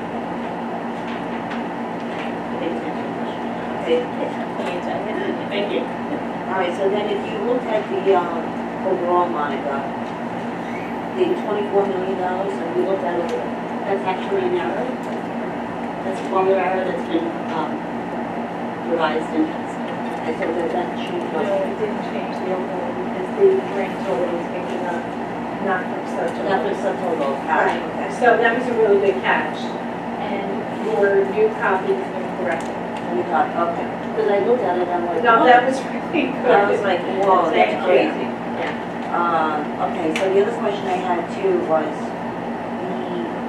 the driver's ed. So we're spending, I think it's $150,000 or whatever it is. I had needed. Yeah, you wrote 167,215, and yes, it's a self-sustaining program, Okay, so so it's there's an not, offsetting revenue. It's usually at least the amount of these. okay, so they both, it's a wash. Yes, yes it is. The other question I had too, I know Mary Jane had given supplied the board with, that she recommended in additional, monies to the Board of Ed codes. I actually wanted to, I'm sorry, I can't be there, but actually the increase in it as well, as far as, these increases. So, last year, or actually, next school year, we had travel and conference at 4,500. Now we're gonna increase it to almost $25,000. Do you have that? Yes. Actually, last year I think we budgeted for more, but, actually, we really looked at 10,000 to Yeah, so one year, 25,000. and then And we it do was five. for the additional, it was for the additional conferences that board members, expressed an interest in attending. And, so I budgeted for 5 board members to attend so that they would have the option to attend. So I was, Okay, and the National Academy in California, it was, they're selling it at National Academy anywhere, any state. I used the numbers from the prior, conference, you know, as far as travel, lodging, meals, and of course, if there was a cost. Yeah, for 5, so this way it's in the budget, and then if only a couple want to have, you know, at least they would have the option of that. And then, There's a scoop dinner Thursday, isn't there? excuse me? There's a scoop dinner at the local parties Thursday. We didn't get out of it. I didn't get We it. didn't get I it. didn't get it. Or I'll look into it. I have a question. So the scope dinner that you're speaking about is the Night of the Stars, and it's something that this district has never participated in. It was something that I brought the first year that I was here, and I spoke to the CTA, and I spoke to some of the other community leaders.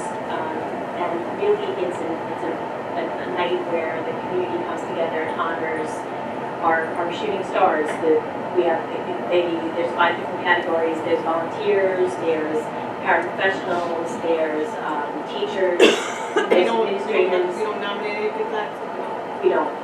that's a shame. It is, it's a great night, actually.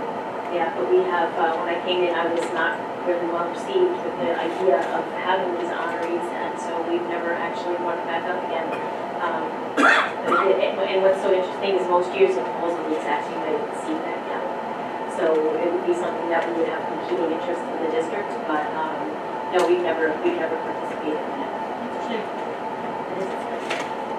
So I know the game here, or at least the goal, not the game, the goal is to try to bring down our tax levy as much as possible. So again, is this a need or is this a want?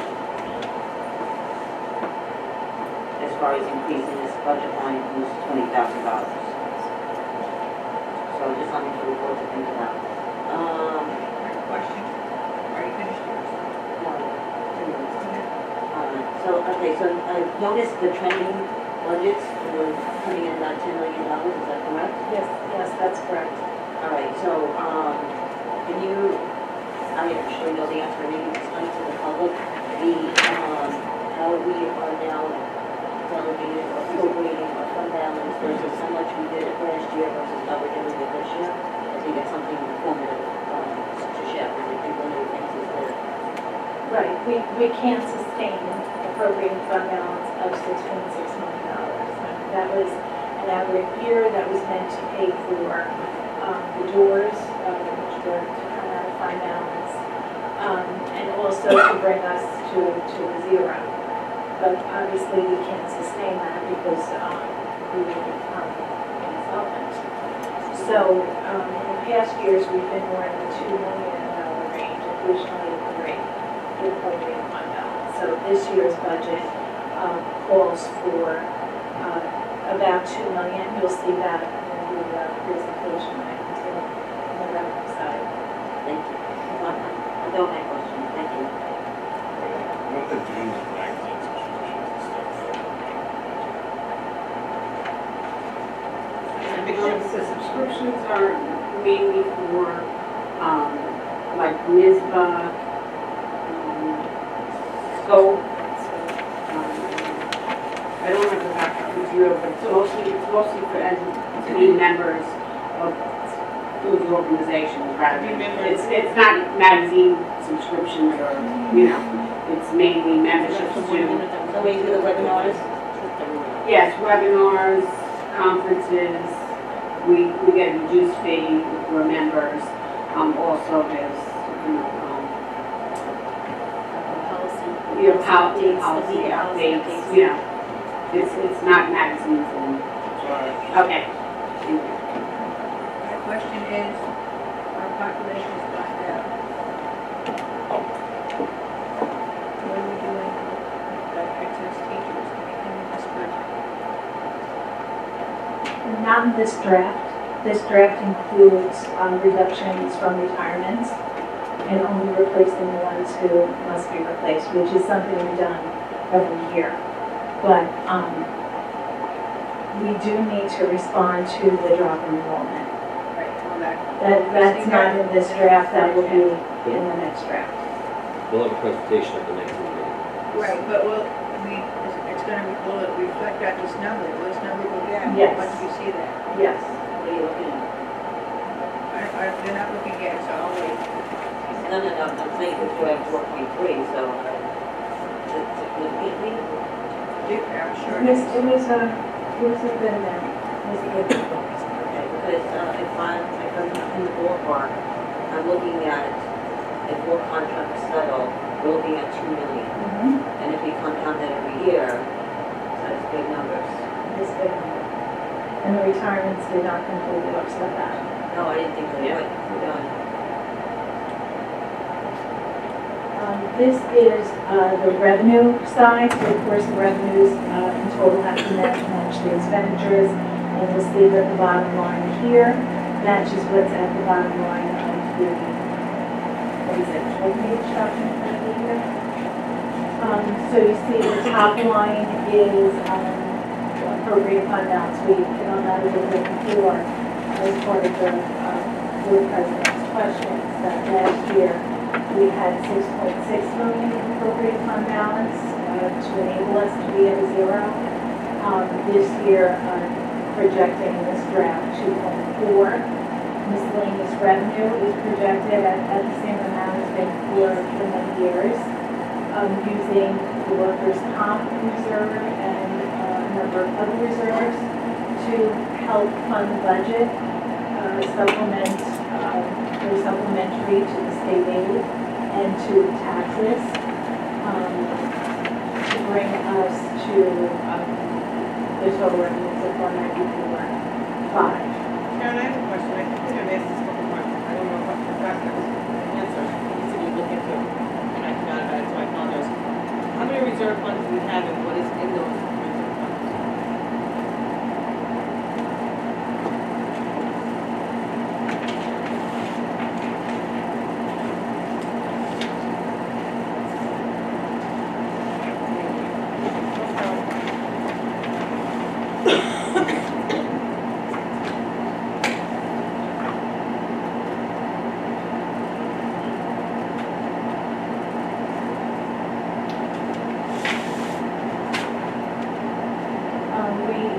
Started, well, I should say this.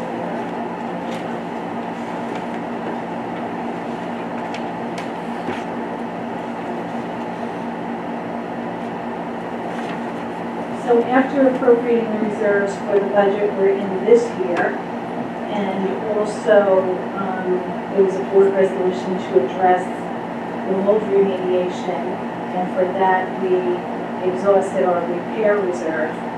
We now have 9 million, almost 10 million in, 9.7 million in the capital reserve. We have an employee benefit accrued liability reserve of 7 million. We have an insurance reserve of 367,000. We I'm sorry, how have much for the insurance? $367,729. We have a reserve for employee retirement, that's for the ERS pension of 7 million remaining after we appropriated through the 18-19 budget. We have an unemployment reserve for 180,000, and we have a workers' comp reserve for 4.7 million.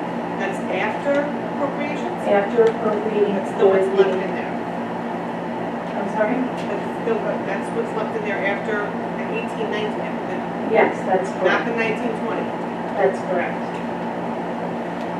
The 18-19. It's not a proud moment when the reserves are dropping down. It doesn't help with Moody's, it doesn't help with borrowings, it doesn't help with our fiscal stress position. 6 reserves that we didn't, that are going to be used for 19-20 as well? Yes. You can see them here. Those reserve lines. And by the way, I did answer that, and it's posted on our website, both You did at tell me year that, that's end right, you did and tell me. as of after the I just appropriate. can't find anything on the website, so Oh, that's my fault. no, that's okay, I can tell you where to look at it. No, you told me where to look, I can't No, find it. I It didn't. might be my computer, I don't know what it is. Oh, It's not you, it's not you, it's me. Did we do a study yet on John Pearl? Is there a study on the enrollment changes in the district?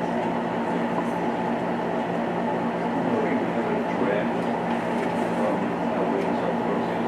They should actually find out now. Oh, they say the whole budget's not ready. I agree with that.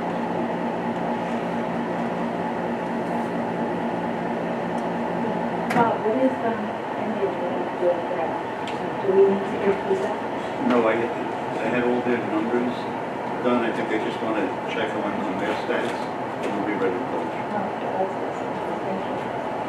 Okay, so this is showing the state aid component, the second line from the bottom, and we know it's middle column, just state aid of 55,858, which was right in the middle of this slide that has the more general information. Here now we're more detailed. So you can see that overall, our state aid dropped by $837,726, and you can see what that's attributable to. It's a drop in building aid, it's a drop, slight drop in software and library textbook aid, a drop in groceries aid, and high cost, excess cost aid. And really these are expense driven aid, so they're a function of our spending. Okay, this is the tax levy cap calculation, and I do want to go over it again because I think there's confusion that when people see a levy cap of 4.37, they think we're exceeding the cap, which everyone thinks is 2%. We're not piercing the cap. There's a whole calculation to do the levy, otherwise they would just tell everybody it's 2%. There's one component of the levy that is capped, I hate to use that word to confuse things, but there is one component which has a ceiling of 2%, and that's the CPI. But there are other parts to the calculation, and here it is. So there is other math involved. And there are some exclusions. So if the pension contribution rate has a percent increase which exceeds 2%, you're allowed to incorporate that in. We don't have that this year for either of our pension contribution rates. Neither of those exceeded the 2% increase. However, there's the capital levy exclusion portion of the calculation, and that's where you can end up higher than 2%. And that's simply because you have to meet your debt service requirements. You have to pay the principal and interest.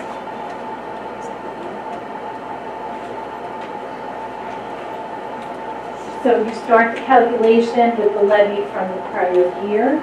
You multiply that by the tax-based growth factor, which is a number that comes from the State Department of Taxation, telling us how much brick and mortar growth there was within the district. So we're relatively static at 1, because 1.0006. So that 6 all the way down has a small effect.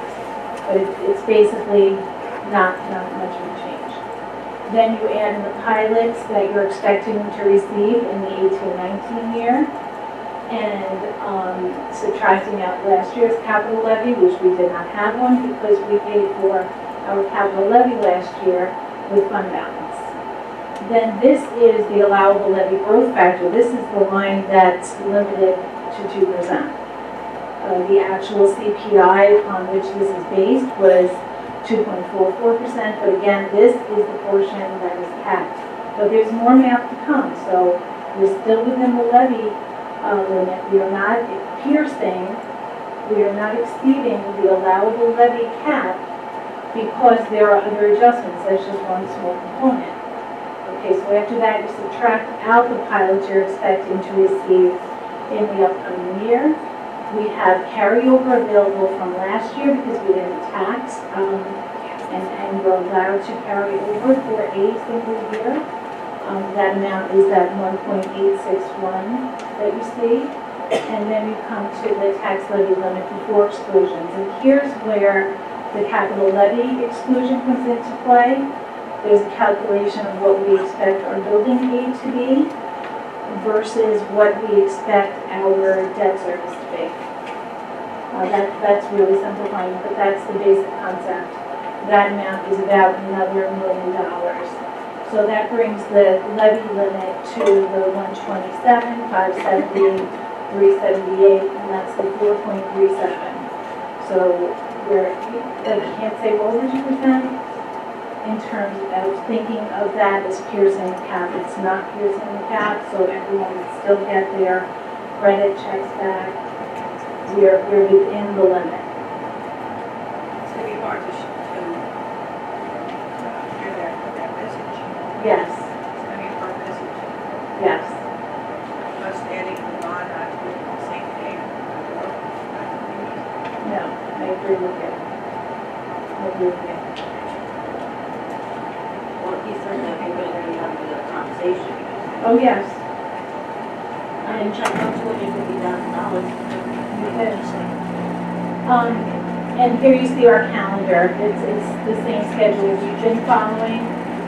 We stuck to our schedule despite a missed board meeting due to weather. Well, we've made up that board meeting, but I caught up. So next time we are going to have a presentation, which is one of our lines, where the staffing changes that we alluded to are flowed through to the budget.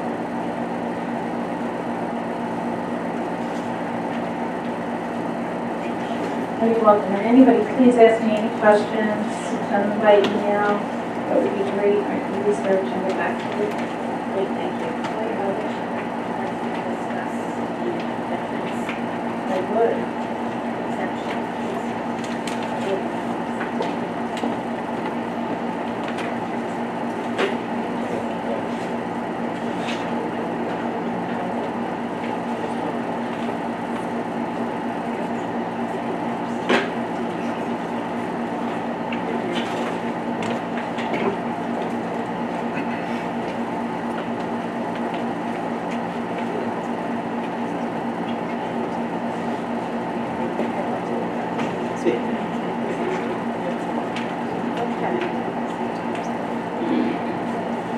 So, I received a notification from the town assessor that back at the time when we approved veterans exemptions, there was one for the Cold War exemption, which was approved by the board on February 28th of 2017. And there were two other exemptions approved prior to that. On February 25th of 2014. Those were for the alternative veterans exemption and the Gold Star exemption. the board, I believe unanimously at that time, voted to, in light of invaluable services in this country, community, by risking their lives to protect the food enjoyed by most citizens of the United States. And I'm reading from the resolution that's here for you today. And the purpose, it goes on to, the purpose of the resolutions that are before you today are a result of the assessor's office not having incorporated ownership that's cooperative ownership. So, not a condo, but a co-op sort of ownership. They just want us to expand the wording so that we also allow veterans who happen to live in co-op type residence can also enjoy that exemption. Now, an exemption of this nature, this particular part, the co-op part is small, but the overall exemption then means that they have certain assessed value, which is subtracted from their property's assessed value, and that just means the remainder of the properties have to bear that cost. We had a public hearing, and there was a lot of support from the community as well as the board to grant these exemptions. And really, these two resolutions I have on here are just to allow for co-op owning veterans to also benefit from this exemption. And as a caveat, the town didn't realize this, but they were already granting such exemptions, so we're not going to really feel a change. And the total of the exempt assessed value is about $23,000. So that's not even how much somebody pays in taxes, that's just how much their assessed value is reduced, to which then is applied the tax rate. So it's not a large amount. So that is, the town was already doing that, and they're asking for a clarifying resolution to extend this exemption to also the 14 cooperative veterans homes. I recall, it was like maybe 3-4 years ago. Yes. And I remember the veterans came, they Yeah. had their hat on, some of them had their uniforms on, and they thought we were gonna put up a fight, like, yeah, no, we're. Everybody was for it. Yeah, we were all for it, that they, so, again, everything's the same. And also, they were asking for us to remove the 10-year limit. There used to be a 10-year sunsetting of this sort of resolution. But this would remove the 10-year limitation to allow the exemption to remain in place at that time. So those are items 16 and 17 on the agenda. I just wanted to explain those for you. Thank you. Okay, so we're moving over to policy, and that will be Lee and Eileen. Can you discuss the policy 1900, the changes and? I have a question on 1900 that I didn't know about.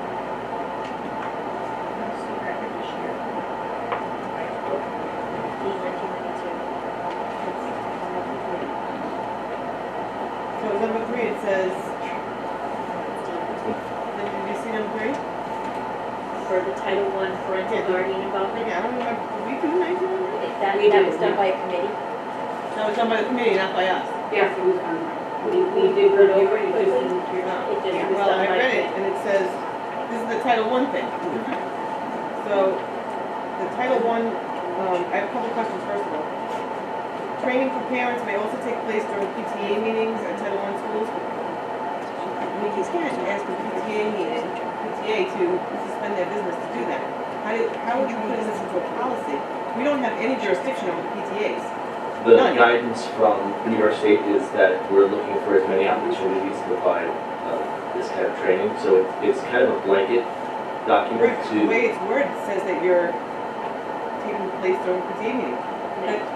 manage. So it gives options to school districts that may not have a high parent participation rate. Training for parents may also take place during PTA meetings. But you're kind of saying that you're going to direct a PTA meeting that they may have to do Title I training. You can't direct the PTA. No, we have no intention of directing. I know you don't have any intention, but that's what this kind of sounds like to me. It's really just affording another opportunity to I reach out to understand what parents you're, I know the wording is not, doesn't push right. that you So I may. understand what you want it to say, but when I read it, to me it says, we may take a big PTA meeting, you want to have a PTA meeting here, we're gonna have training first. So we can't really do that, so maybe we want to switch that wording up a little bit. I don't think we can switch that wording, because that's actual Sounds really guidance. bad, right? It just sounds like you're gonna tell a PTA what to do. That's what it sounds like to me. when you read it. That's not the intention. I know it's That's not not the the intent. intention of title. Title's trying to get you I as know many it's not the parents as intent, but that's what possible. it sounds like, that's all I'm saying. And then, Why can't we change it? We'll look to change those language. yeah, I'm not comfortable with that. Teachers Um, and parents in the district. Yeah, do you have an alternative that, I, and the reason I'm not asking the is, attorney. I'm not the attorney, I just read it as a layperson, You can think of language. and as a You know, layperson, I don't, You know, something like may with permission of the PTA think or. something like that, so. You know, at request, may, something like that. So think of something. Is this on the first reading? Yeah, this is first It's reading. actually first reading and adoption, because it's something that we need for our, in order to continue to receive our title funds. So can we revise it? Are you saying that we can revise it?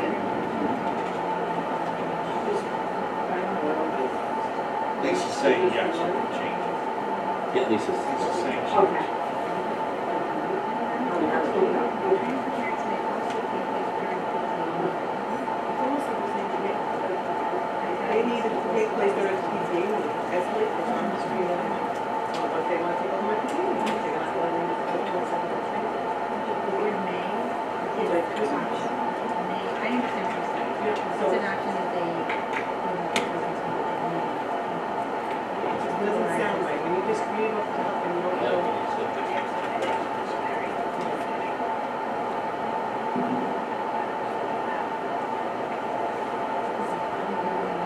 So Yes. you want to move to the next Yes, policy first? Yes, we really do need to have So this do you want to tonight. move on to the other policies first and come back to this one while she's working on it? Sure. Oh, it says may also take place, may. yeah, it's may. So you I want to mean, the only thing I can think of to have this posted now, training for parents may also take place during PTA meetings with permission of the PTA if Title I specific coverage. Fine. That's great. All right, going back. Change it as amended? That's amended. Okay. Thank you. And then I just wanted, I have some questions about on Title I school. That pertains to policy or? Yeah.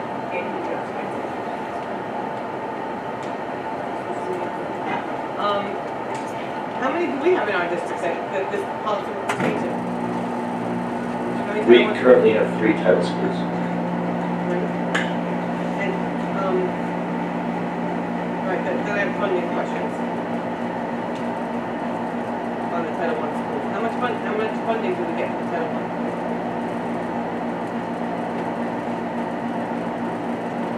Is that have to do with policy or is that something we could That's just actually? another question. Yeah. I don't have the exact dollar amount, and I can email it to you and give you Would the allocation. you- And then the allocation was my second question, so thanks. Yeah, if you can email this to me, I appreciate that, thank you. Okay. So if we change it with that wording, I'm good. Okay, so we need to vote on that, so we need to make a motion in a second to vote on policy 1900 as amended.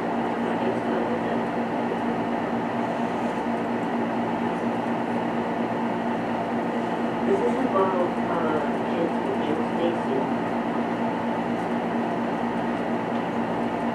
If you're playing a sport, you don't have to do gym. No, that's for title? No, it's Title I funding, which is governmental funding, that government for more socioeconomic children, so they have equal opportunity. So the policy is one where it talks about, That's in the next set. There's a policy, choose a policy that talks about using outside vendors to use school food. So if you're doing it, well, actually, Ray has something he showed me. And he was questioning it. We have to have vendors with some policy, so Not tonight, which one we're going to use, so. So can we move the Title I one, so we just need a motion or a second to move 1900 as amended? So 200 as amended? Yeah. Okay, so motion. Second. All in favor? Aye. What's the next one?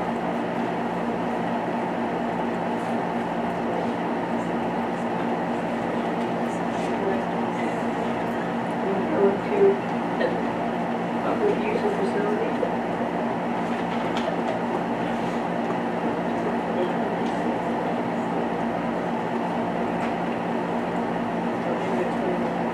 Alright, so, Leslie, do you want to go over the policies that are listed? I'm not gonna touch it. First year on the board. First year on the board. Professional, go for it. First year on the board. I'm looking I for, don't get any training either. no one does. It's on the Oh, job. you had 20 years, right? What are we doing, 2100? You know what, Ray Carter showed me something about not being able to have vendors come in when you are, I can't find it. Not being able to have vendors come in to help.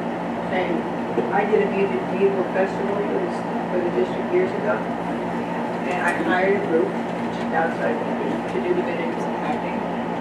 I hired all the people to do food. I hired all the vendors to do vending. Somewhere in here, somewhere it says you can't do that. So How do you make money? That's a legal guidance, and it talks about, and I'm gonna let Lisa elaborate, so like with Harlem Bridge Policy we agreement, told them. Harlem Bridge agreement this last weekend, they have to give a significant portion of their proceeds as a donation to the district, otherwise we can't allow it to church. So I think that's what you're talking about. Oh, Am okay, I well, wrong? we raised $20,000, we have $20,000 cash for these people, because they give us back something. Yes, that's what they have to So do. that's the exception for having vendors come to the property. So a lot of times PTAs will have something like the Harvest Windsor or something that's fundraising where the majority of that money goes back to the school district. Majority? It has to be significant. Which is significant. In that case, with the commissioner, I have to give you the number, but it's a significant portion of the proceeds that have to go back to the district. And Not to the PTA. well, typically the PTA would utilize that, but I think I can get you that number, but it's a significant. I believe that actually. So then that would be the exception of having a vendor come on school property, because typically we utilize the school property for running a business. So you So mean, that would be the exception. It's one of these that Ray pointed out to me. That's totally it. That would be in public use facilities, so 1,500, I'm thinking. Should we spell that out more, because I never knew that when I would do things here, in the district years ago. I didn't know. most of the time the PTAs don't violate that, the ones that violate that is the groups that don't go through the school estimate. Well, That we were talking about the other time. I did it for the PTA. Yeah, but the money went to PTA, PTA gives money to the school district. Right, but, So we can think of some language where you can include, you have to have a guideline here. 'cause maybe I- a sentence or two that has to do with an exception to the vendor, except for purposes of a fundraiser, or something. We can think of language that can address your concerns. I see what you're saying. If there's no vendors, there's no vendors, but if you allow vendors under certain circumstances, you want that to come out. I think the folks are giving us legal guidance on that policy. This was just that we found at the last policy meeting that there was one provision that went against another provision that we had a few pages So earlier. then you have to edit it. Yeah, so that's what this changes. Okay. But if it's not clear, I can send it to you again and give us some more verbiage and we can amend again. I don't know what customer you're talking about. I don't know what you're talking about. It's an officer. 1,500. Oh, the 1,500. All right, so what changes were made to 1,500? Whatever you have that one. So, either one of you remember what changes were done to this policy? No, that was done months and months and months and months ago. That we changed it on Wednesday. No, that was the one that you wrote months ago, the first time we did it. Yeah, well, this is when we found the one that talks about outside organizations not being able to apply for the utilization of education sports space. And we just took that off because there's a fee schedule that allows them to use it, provided that, that's what we took off. That's all you took up on this one, but this is the policy that you wrote months ago. Okay, A bunch of changes. we approved that a while ago, that was finally approved, but we when we were re-looking at it for the fee schedule, that I was didn't another know that. one. I didn't know I was back on there, so. That was what we changed the policy. Okay, so let's go to board operational goals. What was changed here? Are we, All right, I need a motion to second for the acceptance of first reading on on 15, Was there any changes done to the board operational goals? Which one's that one? Board operational goals. Can I have a number? 2000. How come I don't have that policy? What's that? Right? 2110, 2111. I don't have one, so I don't know. So, I don't know what the changes are, I don't have the paper. You're okay. Good. Linda, was there any changes done to 2000? Yeah, it was verbiage with emphasis added mostly. Oh, that's the one? Okay, that was the, yeah. Okay, so emphasis on what? I think I have it out. They were changes suggested by Eileen, I don't have them in front of me, because Just generally. bolding a word and underlining or holding on. And similar to, So what was, Eileen, what was the emphasis I on? don't remember, it's on the line. So how do I, It should be attached on the document, look on your screen there. it's not, so how do I know what I can change it? I can't vote on this because I don't even know. That's not the draft. The drafts aren't up there. I don't have a draft, so I don't know what you guys changed, so I can't agree to something, I don't know what's changed. It is when you click on it. No, it's not. It's not? Okay, let me just check my email. So let's just table all these. Table it, I mean, they can vote on this, but I'm not voting on Same something. thing, it just had the word folded with it. I need to see that. Okay, and this one is not even coming up. The 2110 is not even coming up. Oh, that I have. You want that one? And we need to table this because, I mean, the 2710 is coming up. Is this for first reading? First reading, yeah. Okay, so you're not really voting on it anyway, usually first reading. I know, they changed the rules. But you can't even, They changed Well, here's the rules. 2110, Mylene, so you can look at that one.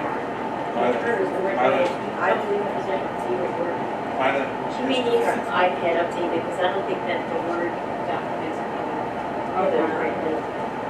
So you can see, this is it, the revision is in the So the 11th is, was modified to fit the legal guidance. He was on there. all right, so let me go ahead, figure out this. Can I have my policy check?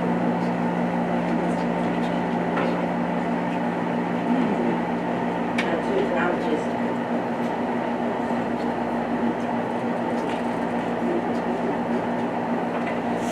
I don't know why on Mills I can see it, but other people at the dais are saying they saw it for a moment disappear, so Yeah, I don't have it's any- not you, Marlon. Just table it, I mean, just move forward. Because we're not getting it out, so this time you get a second reading. Yeah, but when we go for the second reading, are all those things? I'll send these to you, or I'll send them home as hard copies, so they can just see it. Okay, so I will send them, or Mary Jane can send them home in a hard copy packet, so that you can see the updates. Okay, so we're tabling all those. No, we're not, the first reading, and we will send them through in a hard copy. I'm fine though. Okay, so we need a motion. All right, Mark doesn't want one cent for this house. Okay, whatever the changes are. Okay. I mean, I don't want to be difficult, I just only want to see. You want to read it? Sure. Let's see the change, the amendments, Well, I know that's if fine. you're gonna read it. It's just this. Okay. All right, so I need a motion to second for policy number 1500, Okay. fee schedule for 1500, 2000, 2110, 2710, and 5280. A motion? Second. All in favor? Aye. Now moving on to the public comment.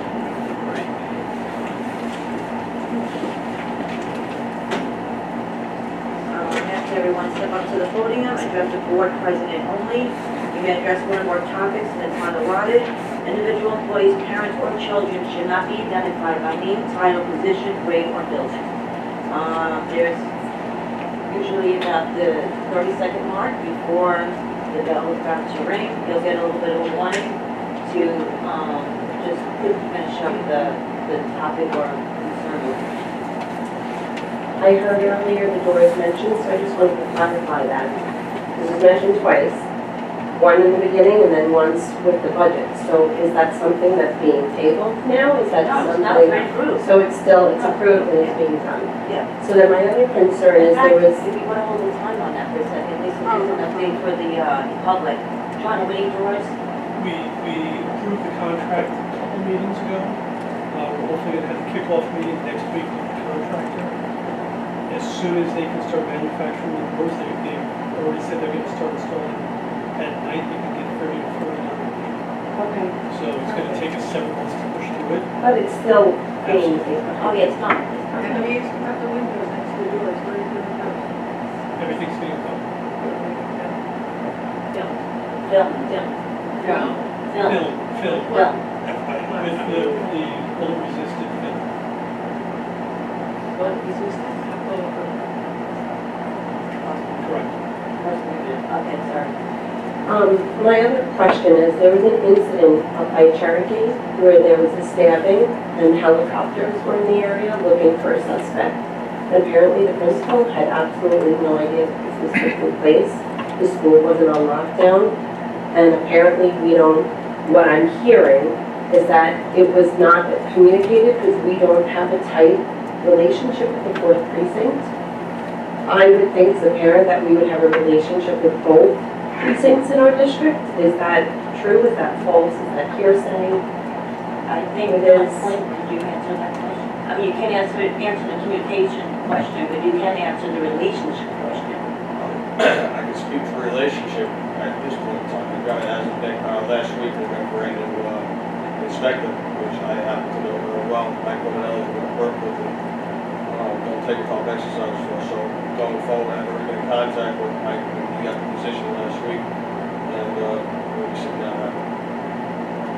Yeah, because I just feel like Don should be on speed dial with both precincts. If there's anything happening within our district, he should be they should, I mean, not that you're gonna tell them what to do, but, I mean, I would think that wouldn't happen where there's a helicopter looking actively for a suspect in our area and the principal has no idea. No, they don't have an active for a few, right? Inspector Jansen, but there's no, she left, they didn't have it. There was a They gap, told you. there's a gap there for quite some time. Right, so there's been a gap in inspectors, Okay. so that may have been the, Mike was only appointed last 2 weeks. okay, yeah, that's my thought. And then my other, something that I overheard in talking about the outside bathrooms, it was questioned to Don, well, now is there gonna be need more cameras?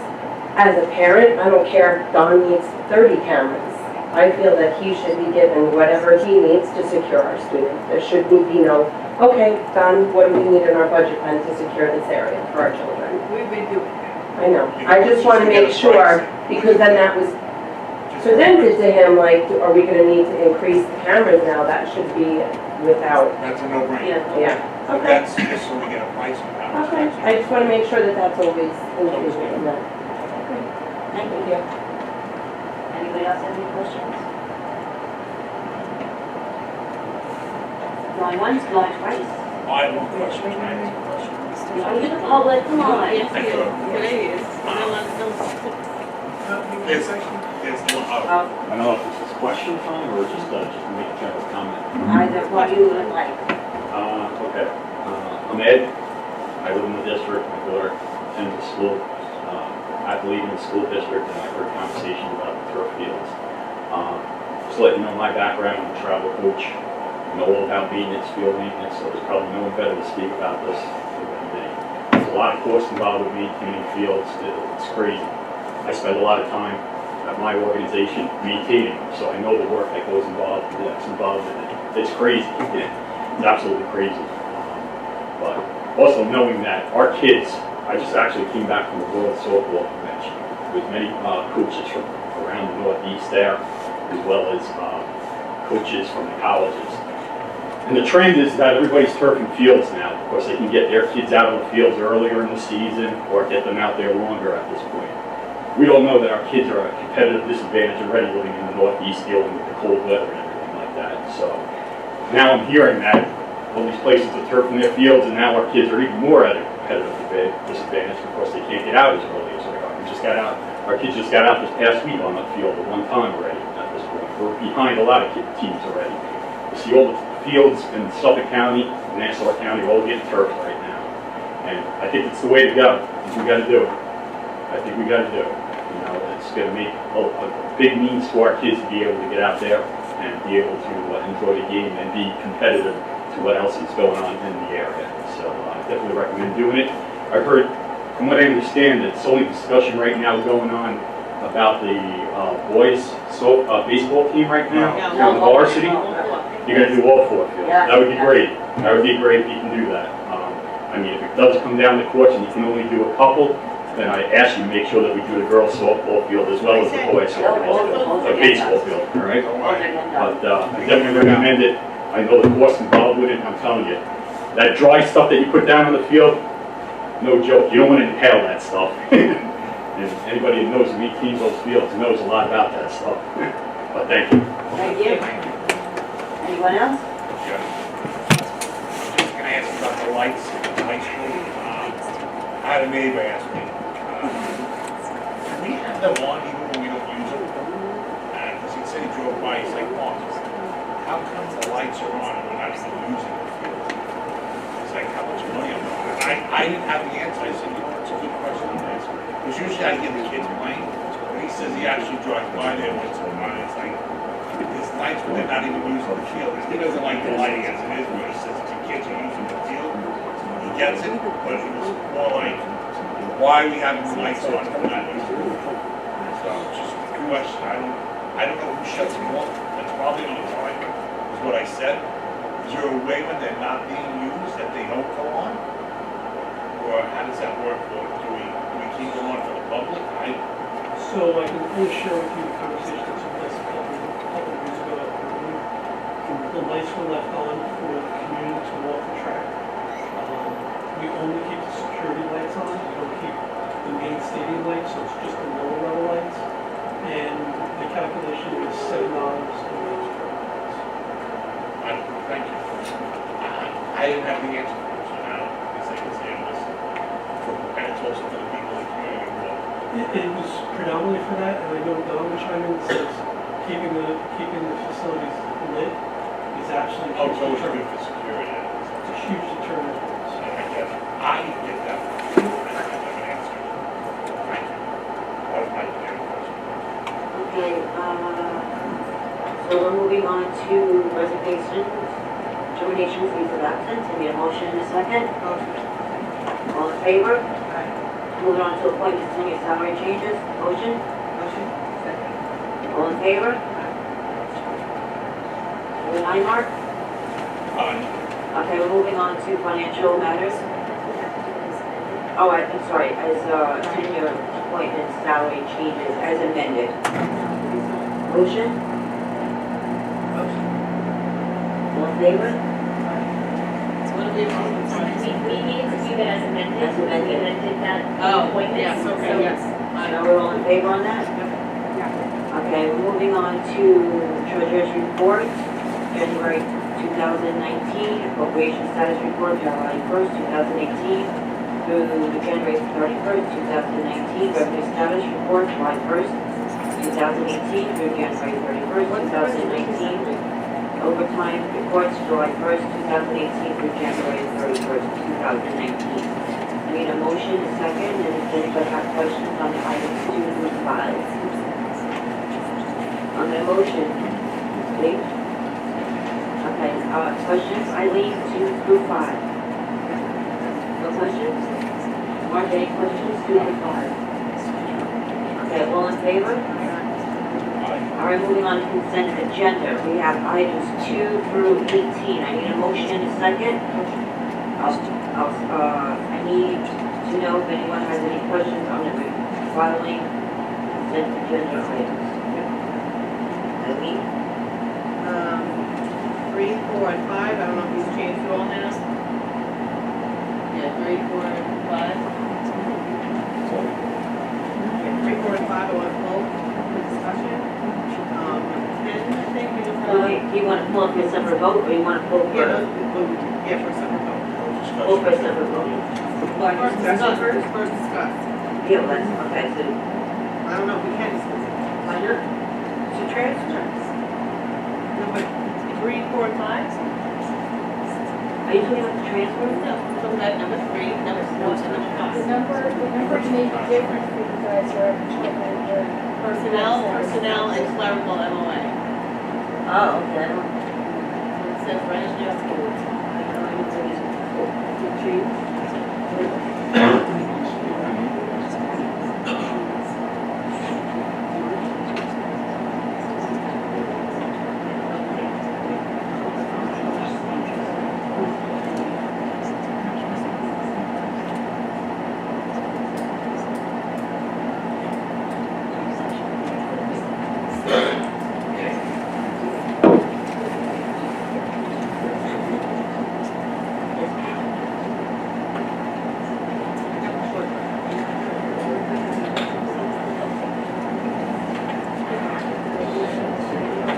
Are you pulling 5 for a separate vote?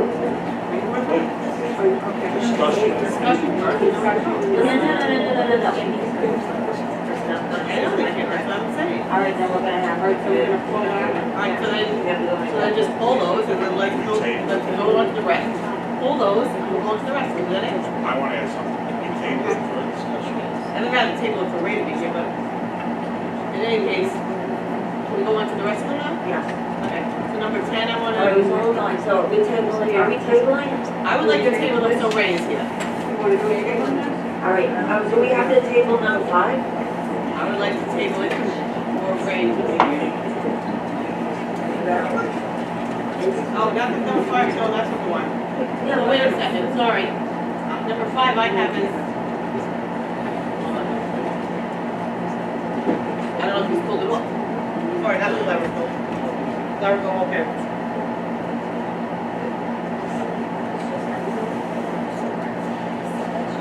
Yeah, that's what I said. So then I don't only Are we 3 and 4. tabling on the 5? No, because it's not there. So 3 and 4. 3, 4, and 10. I don't know, but that's 8. It's 8 now. 8 is cyber liability insurance, Yep, and then 3 are the 2 personnel contracts. correct. Yes. Then I have, I just want to know who Ingenious Designs are. Okay, so I don't know what, but they are a local company, it's okay, who went out of business. There's an attachment to the agenda. They sent a very beautiful letter What? donating all of this stuff. Really nice, I just don't know who they were and why they Because picked they're us. local, they're just local. Did we ever do business with them? I don't know that. How can I do I was just curious. Because it's nice that they picked us, that's all. Because we have to go for it, so I think that would be anything for a number of years. Okay. That's how we, okay, it's, it's a very beautiful thing. Alright, Silver Spoons, the nutrition presentation. That's only on there for you all to agree on the date. I thought, yeah, but it still says $1,000. It's the same, you approved that contract I already. thought we said we were doing 500. No, the bigger contract is 5,000, but we pulled out of that. There's one presentation and all the research that we need to do and data gathering. And then you wanted me to make sure that if you guys approve the 1,000, that it would come off the $5,000 price, and yes, that would. Nice. But I think the 5 you're thinking of is the larger contract, that's 5,000. I thought Mark said something about, can we get her down to 500? I don't remember hearing that at all. I The main concern No, I was said with, do we ask, but it's fine the way it is. Oh, now we can, I didn't hear that. It's all right. alright, So this is just for you all to agree to a date that she said she was available, which was April 5th, to come and do a presentation. okay. So what are we doing? Are we tabling 3 and 4? How long is it gonna take the presentation? No, I don't know. And let me ask you something, when do we have to have it done? There's no date. Do you want to do it I later? think later because we'll be less. We have a busy. lot going on. That's fine. I think you're right. I'll get another date from her. So don't approve that date now. Okay, so hold that one. Okay. So which one, what are we pulling here? We're pulling the, 3, 4, and 8? so call it 3, 4, and 8. 3, 4, and 8? That's for, right, but then now we're getting a new date, so now Karen wants to pull Silver Spoon Nutrition. So I don't know which one. Who's that? That's 12. 3, 4, 8 is what? 12. Well, That's what the, right. 3, 4, 8, 12.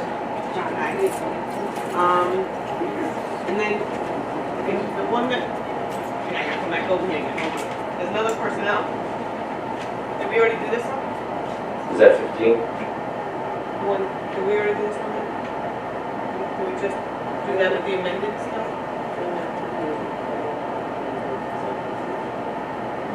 So that's still on the consent? Okay.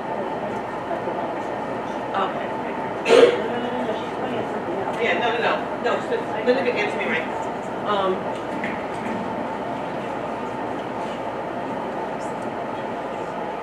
All right, so then leave that one alone. That was that. And my last question is all the flow through contracts. I'm concerned about all these, like with the audit. Does this have any bearing on the audit? Like, are we gonna get, that audit is scaring the crap out of me. The special education audit? No, that would not negatively impact the audit of the law. Not at all. We're following the procedures that we're required to, we're flow through agency. Did we get any, when do we get an update on that special education audit? 'Cause that's,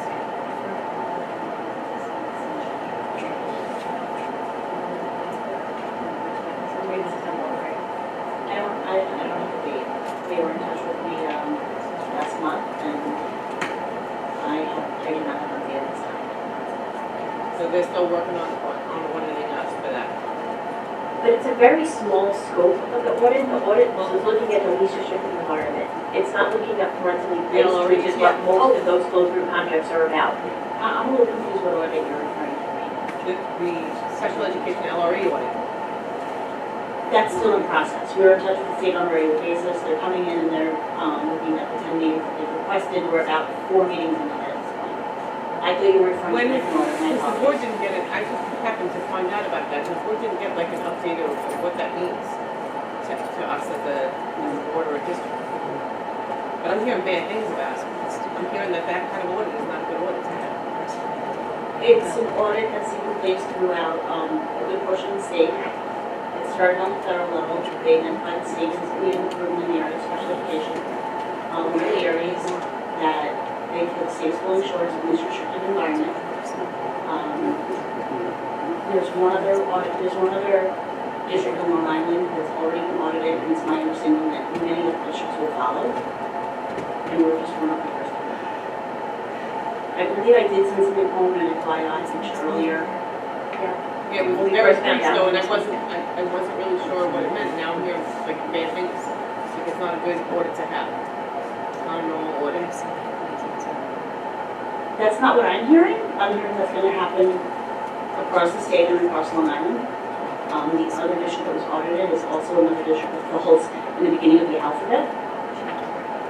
So we're thinking maybe that we're one of the earlier districts, just where we fall, starting at the state. But it is our understanding that many districts will be audited. And earlier in the year, someone from the state came down and spoke to the special education administrators on Long Island. And they put a chart and a map on the PowerPoint, and they showed us all the different districts that have been identified in this area, and most of the state was lit up. That's when they slowed down. Okay, that's all I got then. Okay, so we're tabling 3, 4, 8, 12, or separate vote, or for We're tabling tabling what? Yeah, so raising. Okay, Because 8 is going to be I believe that insurance is going to, But we extended that for another month. no, we finished for 15, to 15.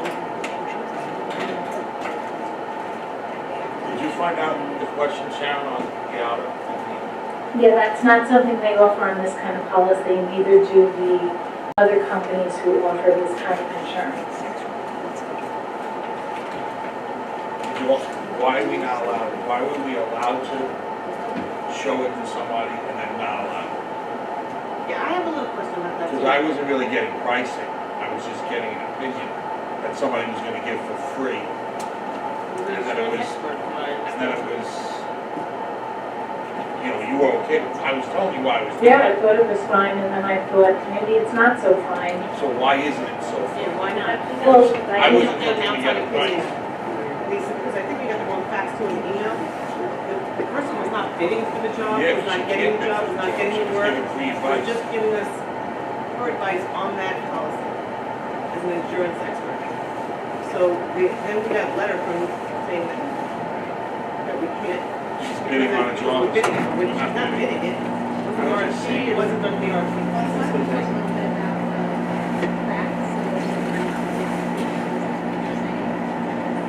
Well, I kind of heard it secondhand through the emails, reading the emails.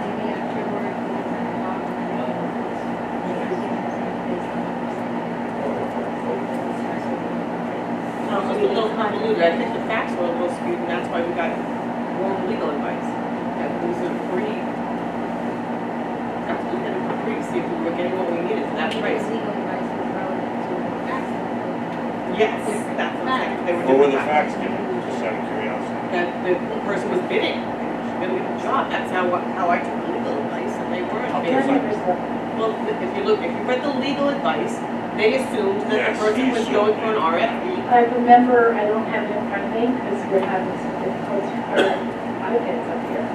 But I do recall a line about the appearance of having somebody come in to review, to do it visibility, I was Yeah, but it made it sound as if that person Well, I was getting can't the tell job. how it made it sound, but nobody ever said there was a bid. Right, so the legal advice, I think, was, I would disagree, because I think that Mr. Garcia covered all bases. I didn't see where it said, you're That's getting what I mean, it's free what- advice on a Do policy. we have his, can I find that?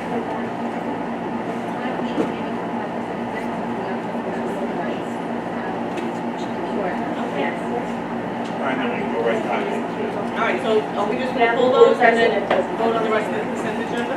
So we're not, so the thing of importance is, are we not gonna have, are we voting on the Well, if you wanna insurance? vote on it right now, you can certainly do that. I'm not voting. Before 8:12 at this point. Okay. So you're saying that we can't pull it? So wait 2 weeks. If we can't wait 2 weeks, we won't have insurance. All right, so And then the insurance then- will so lapse. now we're just gonna pull. We could pull it, and then we can have a special meeting 2 days. in 2 days. I don't know if they'll extend it to insurance. You have to find that out. What's today's date? Maybe it's the 12th. Well, they said they would go to a month, Sharon, right? Yeah, so I'm hopeful that that means yes, because we could have voted for a month. I have plans on the 14th, so. No, but we can extend it for the month. Well, let's find out some information after. I really wanted to Back in know, public and vote on it. I wanted to know why I couldn't get it, and why I was told okay. Okay, your question is it relevant to just vote on the policy? It's also, the person that had decided, had told me that she would buy this policy. She's an insurance person. So why is something like that? She's not looking for the business.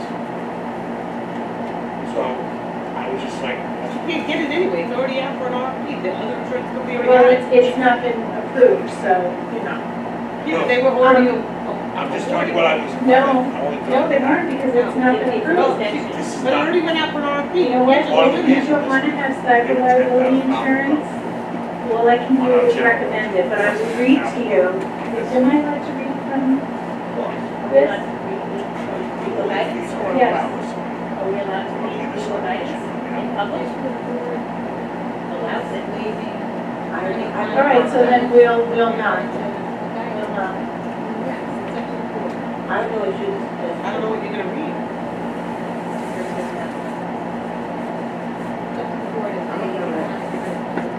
It was wrong facts, so it really, It was not wrong facts. it assumed that she was It getting. did not, it spoke to appearance, how things could appear. Because it's important not only to be in fact Well, following, but the you gotta appearance read the should whole be. thing, you can't just read parts of it. The Well, whole memo well- was quite long, and there was more to it than just that one piece. I'm starting to feel like I'm selling insurance. I don't want I to don't sell want to sell insurance. I'm really No. starting to feel that way. I'm With me? recommending we have it. No. In the case, God forbid, we have a breach. But I'm constantly defending this recommendation, and I'm becoming uncomfortable. And I'm not a licensed Nobody broker. asked you to defend it though, Sharon, we had. I'm really not Somebody asking. came in to give Okay. us information, so we are outside doing our due All right, diligence, it nobody's, wait a speaks second. to Nobody's putting this up. only being permitted via a FOIL. It speaks to how things appear when an individual with a potential financial interest. I never use these words. I never talked about bids. I never talked about a They were the financial potential interest. person to get the money, Then, get the job. right, everybody starts out saying that. It's the appearance. I'm going to emphasize appearance of. If we wanted to, the proper procedure in this regard would be the issuance of an RFP. The board via resolution can craft an RFP inviting various organizations to review one or more policies. Exclusive access to the policies by an individual doing business with a particular board member presents the appearance of impropriety and potential conflict of interest. And you know, that's a sticky wicket. I used to be an auditor. And not only do you have to be in fact unbiased and unconnected and not have a conflict of interest, you cannot give the appearance of that. So, I was getting information, I don't know. I am giving information. Okay, go on, I just was looking into it, I spoke to you openly, it was $20,000, it's a lot of money. And now it's 22, it says in the budget. I agree it's a lot of money. That's what I'm saying.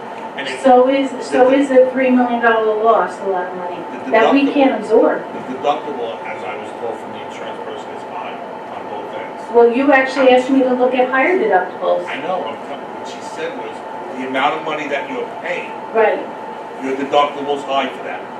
So then it appears. Okay, but that- we had quotes, followed the proper I understand procedures that, via that's- our broker, and this was a good price. And that's where the And Sharon, competitive just so you process. know, I'm just giving the The information. I process can't comes give in it when you're talking about bringing somebody in who hasn't been part of the process of the quotes or whatever process that Sharon utilized. Now they're coming in as a fourth party to kind of give opinion that, you know, may be influenced by Can I a say what she's- relationship with a board member or in an effort to get business, as opposed to being part of that, a more neutral process, and that's where. She doesn't have to come in, she said she would come in for free, if she Right. wanted to talk to her. But But it- it's it's not that a big human. deal, so nothing to make this, this is not a big deal. I was just told it wasn't a good policy, so I wanted to know why and compare it out. I said to Sharon, any kind of car insurance, you can have $1 million deductible, you know, all different deductibles, you gotta compare it apples to an apple. Just like your liability could be 100, 300, or 255, everything's different, so she was like, all she did was say, based on what you're getting, she didn't feel it was, she wouldn't buy it, that's all. Right, but she had. No, she has, because I gave it to her, because I asked if I was allowed. I didn't do anything You to did hurt ask, and anyone. I did say, okay. and I didn't then want to was hurt, I was like, just checking out maybe why not we're paying allowed. so much money. I know an umbrella, different umbrellas, that's a lot, it just seemed like a lot of money. That's all. Right, so So I just did my homework, and it's only, There was a quote process through the broker that was appointed by the board at the rework meeting. see, the broker And was this quote, appointed, right? excuse me? The broker was appointed now. Yes, Okay. by the board at the rework meeting. And that broker got 3 quotes for us, and the one that was accepted was significantly lower. Who's I'm not mad. I'm not either. So, do we have extra time or we don't? Oh, we have 3 days. Okay, so then we have to take this, it's not even feasible anymore to vote. And that's why we have 8. You're gonna pull that for a special meeting? Special meeting, what am I doing special meeting? Want to vote now, we'll vote. Because they don't have this insurance with them. Okay. Well, yeah. You're holding it back. He's saving 20,000 to actually lose freight. Well, I thought we could vote on extending it to the end of the month again. She said we have 3 days. So make a special meeting, away from. We were allowed up Already, I don't know if it's priority. Yeah, I wouldn't, We had to the end of the month, another board meeting. We have another board. We have another board. We have another board meeting at the end of the month. she said we have 3 days. 3 days from now. Extend it to the 30. Listen, they want the money. They'll extend it. Why wouldn't they? I gotta be honest with you, I'm really booked the next couple of days, I can't come in. You're not listening to the next board meeting. Okay, but if she gets an answer back and says, sorry, no, can't do anything, it's been 3 days, then I have to work out Then my, we'll roll the dice. I have to rearrange my life. It's either no or we do that. Why, we have 5 board members. Yeah, we do have 5. I wouldn't count on this, I wouldn't count on that. She already said that the person said they would extend it up to 30 days. Sharon, can you clarify? She At asked, the last board meeting, there was an option to extend either through the 15th or through the 31st, or at least, very near the end of the month. just tell her a board meeting had to leave, we need to go to the 31st. No problem, I pay for it. Nobody's gonna say no to business. We're giving them money. And then what So we don't information, know what that what resolution other was. information is needed? I'm sorry. from them? So the question is, obviously we need a resolution to extend.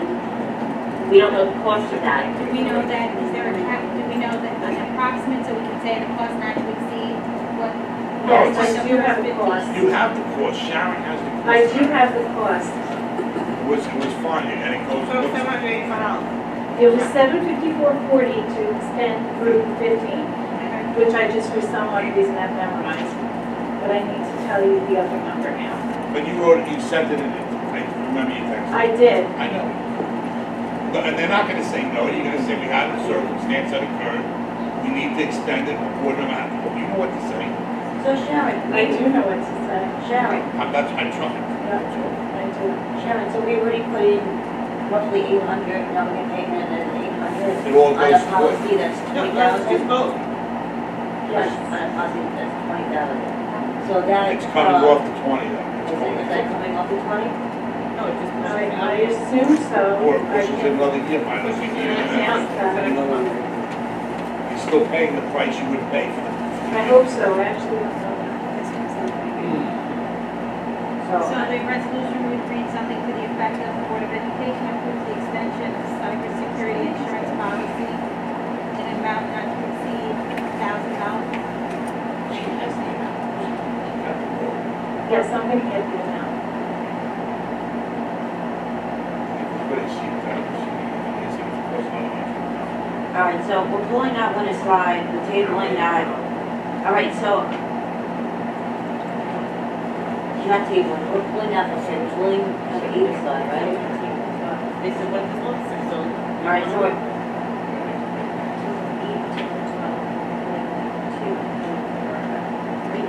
Okay. All right, so how many others, how many others are on No, here? we're tabling 3 personnel. We're tabling 3 and 4 also? There's no 3 personnel things. They're being changed. There's only 2 personnel. Personnel and 1 contract. One contract. Oh, right, that was taken off, right, sorry. Right, Those 2 personnel contracts. 2 and 3 and 4 are being pushed aside for a second vote after executive discussion. Okay. So we're looking at We can do that. 2 through 18 as amended. Right, okay, so I need a motion and a second for 2 through 18 as amended. We're pulling 3, 4, 8, and 12. second? Mark, second, all in favor? Okay, so then we're gonna come back after exec session and vote on item 3 and 4. And 8 and 12 are gonna be continued on the table. Wait, what is 12? Well, this is Silver Spoon's contract, which we are going to take pictures with the date and giving. Oh, the tape, right. Marlene, do you mind if I ask, with the insurance, cyber insurance, and I just asked the attorney this, I can ask for prices and see if we have good coverage as long as we agree to that. Make sure the coverage is adequate. Is that And true, then is what I that? clarified was typically you have your administration do that. You know, if you want further investigation, Oh, that's the fine. prices. I don't want pricing, I just What I mean, want. What I'd like to see, is three bids. They come in, and then we approve one, that's what I'm saying. talk to your administration about providing information. They came in at 24 to 30.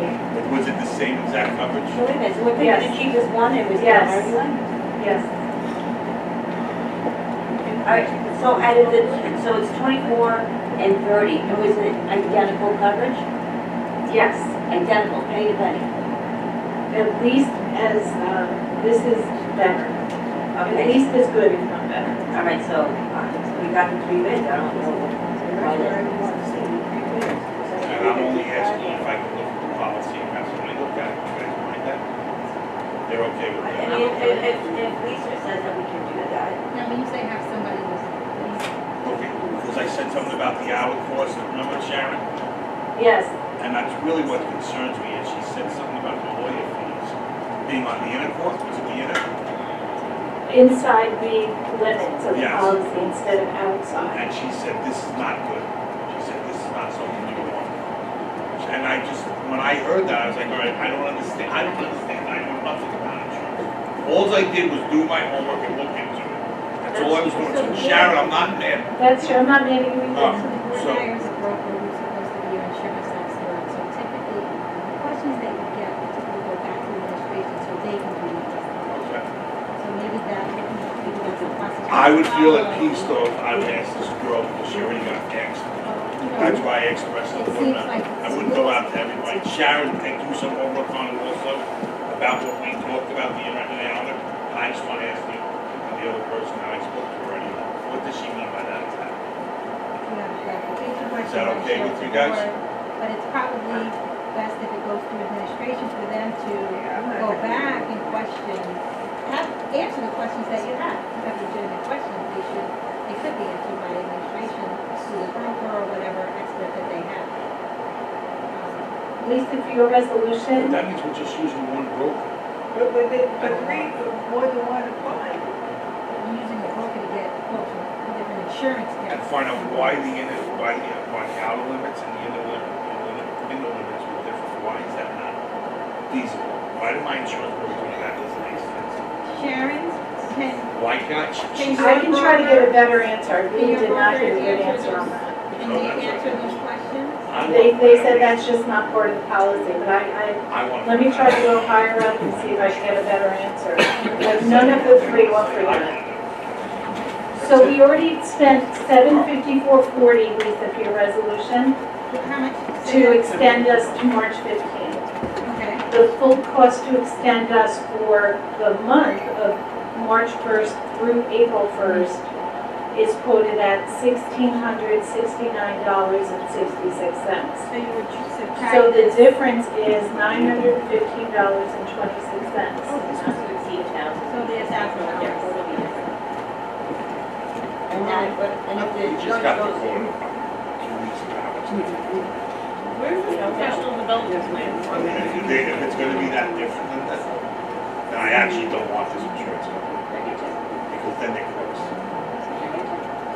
So do we want to amend the agenda to include this resolution?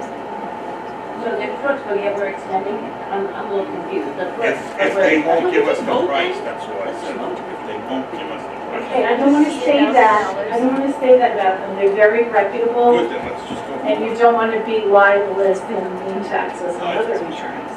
I'm telling you, they say yes, I think it's That's a minute of the motion, okay. Where's this professional development plan? As a minute. So you're going to, this is part of the consent agenda, or we still on the consent agenda? Yeah, it's L, item to move the consent agenda, so it would have been item E, move from the consent agenda. Linda, was this professional development plan put on the consent agenda? Yes, it's number 18. Oh, so I have a question about this too. So we're going to amend item 8 to read, the Board of Education approves the extension of cybersecurity insurance policy in an amount not to exceed $1,000. Yep. Do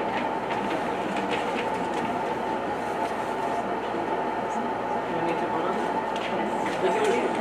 Before we do, we have the professional development plan. Mylene, I think, had a question in an email about if it went through council. It did not go through council, but it does say in here that it's supposed to go through council. How come it didn't? One parent member designated by the PTA council of parents. How come it didn't go through council? When I spoke to the two individuals who were chairing the committee, they said that they went through the individual middle school principals, who one of the co-chairs, through his PTA, he was unable to secure anybody. And then they had a teacher who was also a parent in the district. This specifically says PTA council. It was never sent to council. Right, so in my response, I did say that we can go through council and add a number to the professional development. Alright, okay. Okay, so it's an extension until March 31st, in an amount not to exceed $1,000. That is we need a motion for second on the motion. Second. All in favor? I'm abstaining.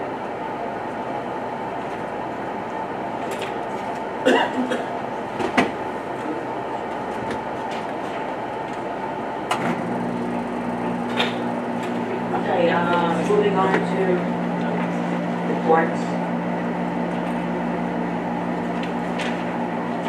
So I have a lot of great stuff going on in the district right now, so I'm excited to be able to report this stuff out.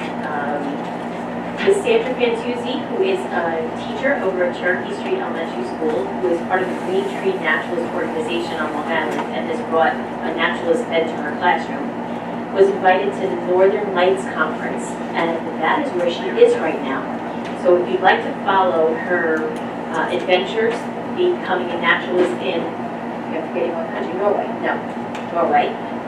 She's got a blog, if you're interested, it's www.rootsandwingsclassroom.com. It doesn't seem like their Wi-Fi is too great there because she blogged once, and I haven't seen a blog since then, and it was more like, is the weather bad or was my clothing choice bad? So I think that's kind of an interesting thing that she's talking about. Our robotics team will be playing or competing at the first robotics tournament that is sponsored by School Business Partnerships of Long Island at Hofstra University. This year's competition theme is Deep Space, Destination Deep Space.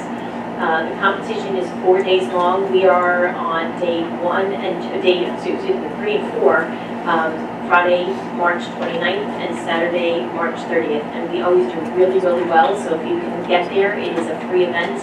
And it's a lot of fun. Friday, April 5th, we will be having our art showcase at Connecticut High School from 6 to 9 p.m. That's always really well attended, and I love going there and seeing how wonderful our kids are. Our spring sports season began last week. We are, for the very first time, bringing our 5th graders to our dress rehearsal of our high school play. That will be tomorrow. They'll be seeing Act 1 of Beauty and the Beast. We wanted to get them excited about high school productions, so maybe they'll join the middle school productions before they get to high school. Our Business Advisory Committee, What time is that? it is 10 o'clock. The Business Advisory Committee is doing 2 separate contests where they're engaging kids in resume writing and interviewing, and there will be prizes awarded for kids who do the best. They will be getting feedback on both their resume skills and their interview skills.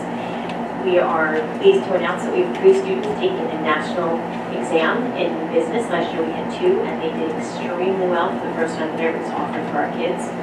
And when it comes up, I'll get more information about it, but it's really exciting that we will be having a pop-up store with a national designer where kids will be able to pick designer fashions that they will advertise, market, and eventually sell as a pop-up store.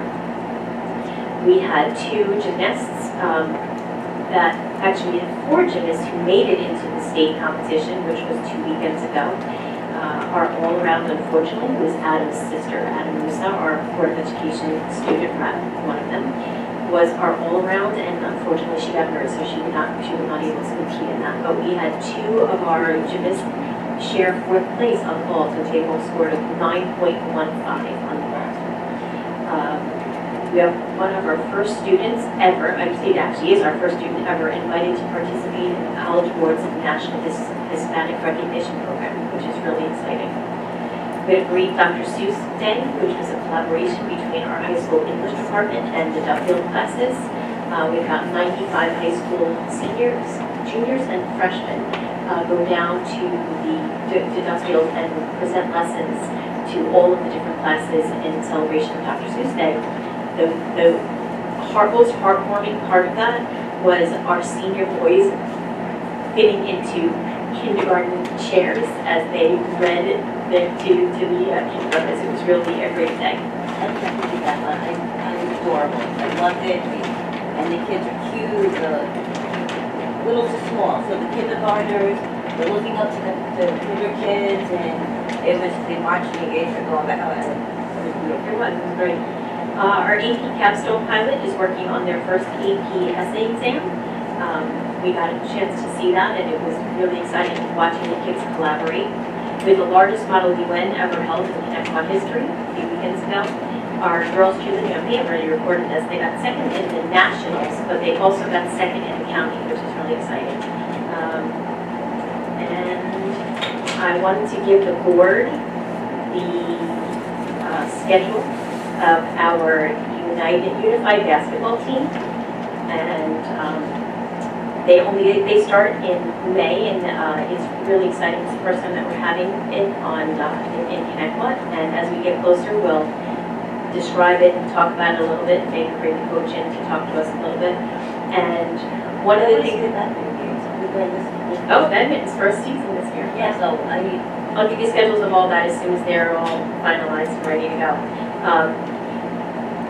2 years ago now, the pillar committees came and requested the 3-year plan to roll out their, this was the financial literacy committee, and so we celebrated where we are in our financial planning in the district for our district students. So this was a notebook that was put together, so I wanted to share that with you. And then I need a consensus from the board for the following information. So the Department of Justice has mandated that all school districts in Suffolk, actually on Long Island, not just Suffolk County, because of the percentage of Hispanic families that now reside on Long Island, that the Department of Justice has subjected all school districts to use a reasonable standard in determining what materials to translate into Spanish in order to ensure that all district residents are able to make informed decisions when voting. So some of the things that must be translated, and you don't really have a choice, are things like the legal notice, voter registration documents, website pages about how to register to vote, the 6-day budget brochure, candidate packets, nominating petitions, all need to be available in Spanish. We don't have a choice. We don't have a choice. We do have a choice, however. Signs at the polling place in English and Spanish are not mandated in order to produce. However, we have them. But we would need to produce that same signage in a dual language, which would be between $5,000 and $6,000 to produce new signs for each one of our school buildings where we normally put signs up. So I just need... Can we just do it ourselves? And paint them. These are the big, I'll have John explain to you what we're talking about. And each of the buildings will put a large 4x6 sign that says budget vote, date, time, all that kind of stuff. The way it's configured, we don't have space to put it in. So we have to go out and get new signs. Why can't we have our meetings do this?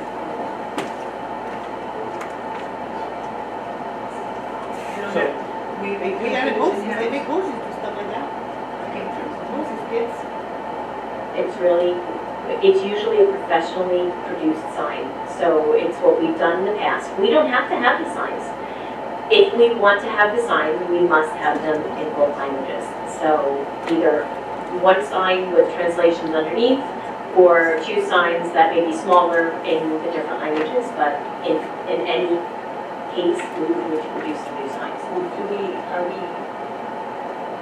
Everything else we're going out mostly for Boozer, through BOCES, who's doing all these translation services for all the different, and Syntax is also assisting with some of the translation. So you'll notice that the budget newsletter will be a smaller amount of information because the front page will be in English, the second page will be the Spanish translation of the front page. When you look at the budget page, that gives all the line by line, that will have a translation right below it, and then on the back we'll have the propositions, which have to be translated as well, so there'll be less information on the budget brochure, but it will be in both languages in order to meet the mandate by the Department of Justice. That's mandated. It's all mandated. Everything that we talked about right now is mandated. The signs, however, are not a mandate to have the signs, but if you have the signs, you must translate them. I think I'll hold up on the signs. So we're not going to put signs up. I mean, I need consensus from the board whether or not you want us to produce signs in the languages. Oh, wait, we have to make signs for ourselves? When do we need to know that? Why, we gotta do it tonight? Do we have to make signs for ourselves, or we already have? We have the signs from previous years that are not translated. So now they would have to translate information on it, or a secondary sign. Did you get Where prices is for the the secondary stuff? Go here. Oh, here. No, they need to give you the date. They need to give you the same amount of information that you would normally give in English. What does that sign say right now? So I gotta do $5,000 every year? No, because once they're translated, we would change the dates, just like we do with the signs each year. John will show you. This is what Fulton is doing. What do we do right now? Right now, we have the same language in English without the Spanish component. So we have school budget vote Tuesday, May 21st. And then our school meeting. Yes. So just go steal my sign. It's a big It's deal. ugly. You push on the house out and put On next one. on Concord, and then you could put OBMS in the high school. We're good. Yeah. Just I do it. think Dr. Bossert might have an issue with us stealing his signs. On camera. Can you turn that off? I just have fun out. I mean, you can't make a sign like that, yeah. We can't, we put them in every single building, there's 12 of them. We gotta order the letters, we gotta take the time, it's not something that's going to. We're only voting at 3 buildings. We're putting in each building. We're only voting at 3 buildings. So what we put the signs, we put a sign up here, we put a sign up at the building, such as we do it each building, so the parents see it over and over again. You're telling me that we can't do this with our group. There's still budget lines that we need to. Yeah, my letters. Like I said, I mean, if we do this, something else doesn't work. I mean, it's. Yeah, you're not selling me on this I sign. mean, it's really just a simple. Yeah, you're not So I selling have me. one no. I'm in now. We'll take that and put I'm one a down. minority. I don't want to get Signs. sued either for not having the signs. The sign itself is not a requirement. I mean, We're going to put it up. Yeah, it doesn't matter if it's not a requirement, anybody can say, I'm suing them for not having the sign. No, because you don't, the sign's not required. Not required. It's 6-day budget. There are certain things that are absolutely requirements, but the signs in front of each building are not a requirement. And we're not putting up those signs for in English either, right? Correct. you gotta do both. We're not putting signs up below. You can't, if you either have to The do big both sign, the languages. big sign, vote, blah, blah, blah, that day, you can't put that up either. Unless it's in Spanish. Spanish as well. That's handwritten, so, It's stencil. stencil. And we do have, the majority of those signs that are at the schools come in both languages, and always have. The smaller signs that come, that go, say go here, those come in both languages, and they have to be here, the littler signs. These are the signs that we put in front of our schools Who's a hit? I don't know. I know little ones. The big ones, I'm talking about. Should we pay for that? No, I think custodials do that. It's, you still have to, the materials, the letters, it's bouncing stuff, there's 13 signs. Coming down. It's getting late, coming down. Lee?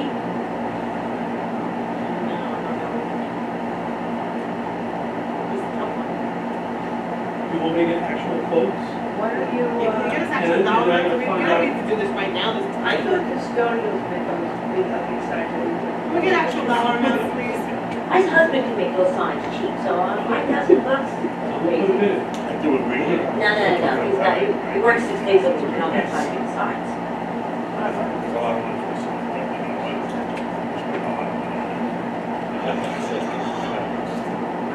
I said table it and get the prices.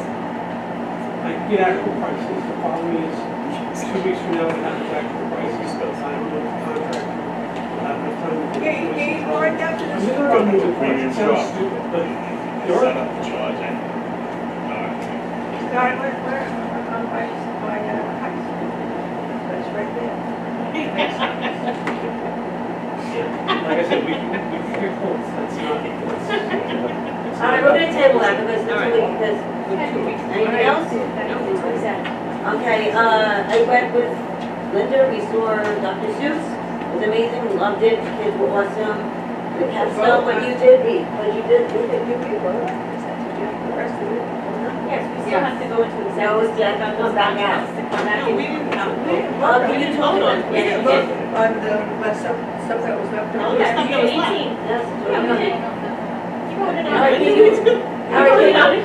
all right, can you talk about the programming kids, because they were phenomenal, and it was all Chinese to me? Dean? Yeah, Dean. Talk about going to see The kids, the computer programming, gaming, that was like fantastic. Yeah, so we were able to invite the board to see 2 of our programs that we've offered this past school year. One is our AP Capstone program, which we're very excited about. It has about 45 students, and we have about 43 of them moving on to the second part of the program next year, which is our AP research. The second program we saw was our AP Computer Science program, of course, in high school, and we have about 24 students in that course. It is a problem-based course, so there's a task that's given. It's really real-world skills that the students are developing. They're coding on their own to solve the problem and then move forward. It's kind of like a business model where the teacher gives them kind of like a proposal of what a business would want. They go about writing the code to create the program, and then have to present it, and then that keeps getting refined and refined as the business comes in and wants more from the students. So it's really exciting. So And Dean, when you walked into the room, what did you notice what was missing? there was a lack of females. So A lack of, there's none of. So we do have 3 that are enrolled in another course similar to that one. But and that's one of the things that we're excited about with our computer science and engineering teachers at the elementary school. The work that we're doing with our technology teachers at the middle schools. This is all opportunities for students to experience and get exposure to STEM activities, and we really think that it's going to be a benefit as students go through. You know, I have a daughter who is a college student, dual major, computer science and mathematics. I understand the benefits to making sure that all of our students have an opportunity. I think the boys were great, very enthusiastic, the teacher, they, with the teacher, it was, they did keep, the teacher did treat it like it was a professional environment, delegating the task of what they needed to do. I thought it was great, the kids were very enthusiastic, and all the programs, they kept that Great, too. see, I missed it. Oh, they did, it was great. You would have been had it. You were welcome. What was at the elementary one, kindergarten? Oh, it was Dr. Seuss? No, so we also invited the board to come see the writing program. And we were able to sit in one of the kindergarten classrooms at Sycamore. And it was a great experience just to watch the students interact with each other and then to see some of our As adults. kindergarten teachers, you know how we were taught, you sit there, you listen, and then you do ditto, whatever. When you go into the classroom, children are there, the teachers here, they're talking to each other. They're learning totally different. You know, the children have equal opportunity there to speak to the teacher and express what they're learning, what they're feeling. It's amazing. I mean, it was totally amazing to watch the interpersonal relationships that was going on. The way they were, you know, They were learning. you know, and they were really into it. It wasn't the days of coloring and taking naps. Let me tell you, what a difference, what a different world. It's amazing to see, really So amazing. there are pictures on the website if you want to visit, you can see some of that day's experience. And then we did, And then we were able to sit with our computer science and engineering teachers, as well as some of our fourth grade students that came, third grade students that came in with us. Each of our K through 5 students get a 6-week rotation with our computer science and engineering, starting with unplugged activities, and ultimately as they end their experience doing more plugged activities, and starting the basic one, which is start with patch to start to live. We even had Lee playing with Lego, she was pretty good at it. Yes, yes. Building a bridge? Yeah, building a bridge. Any other board members have anything to add? Okay. I need a motion in a second to move into executive session to get counsel and advice from personnel matters. Need a motion in a second? motion. Second. All in favor? Meeting adjourned.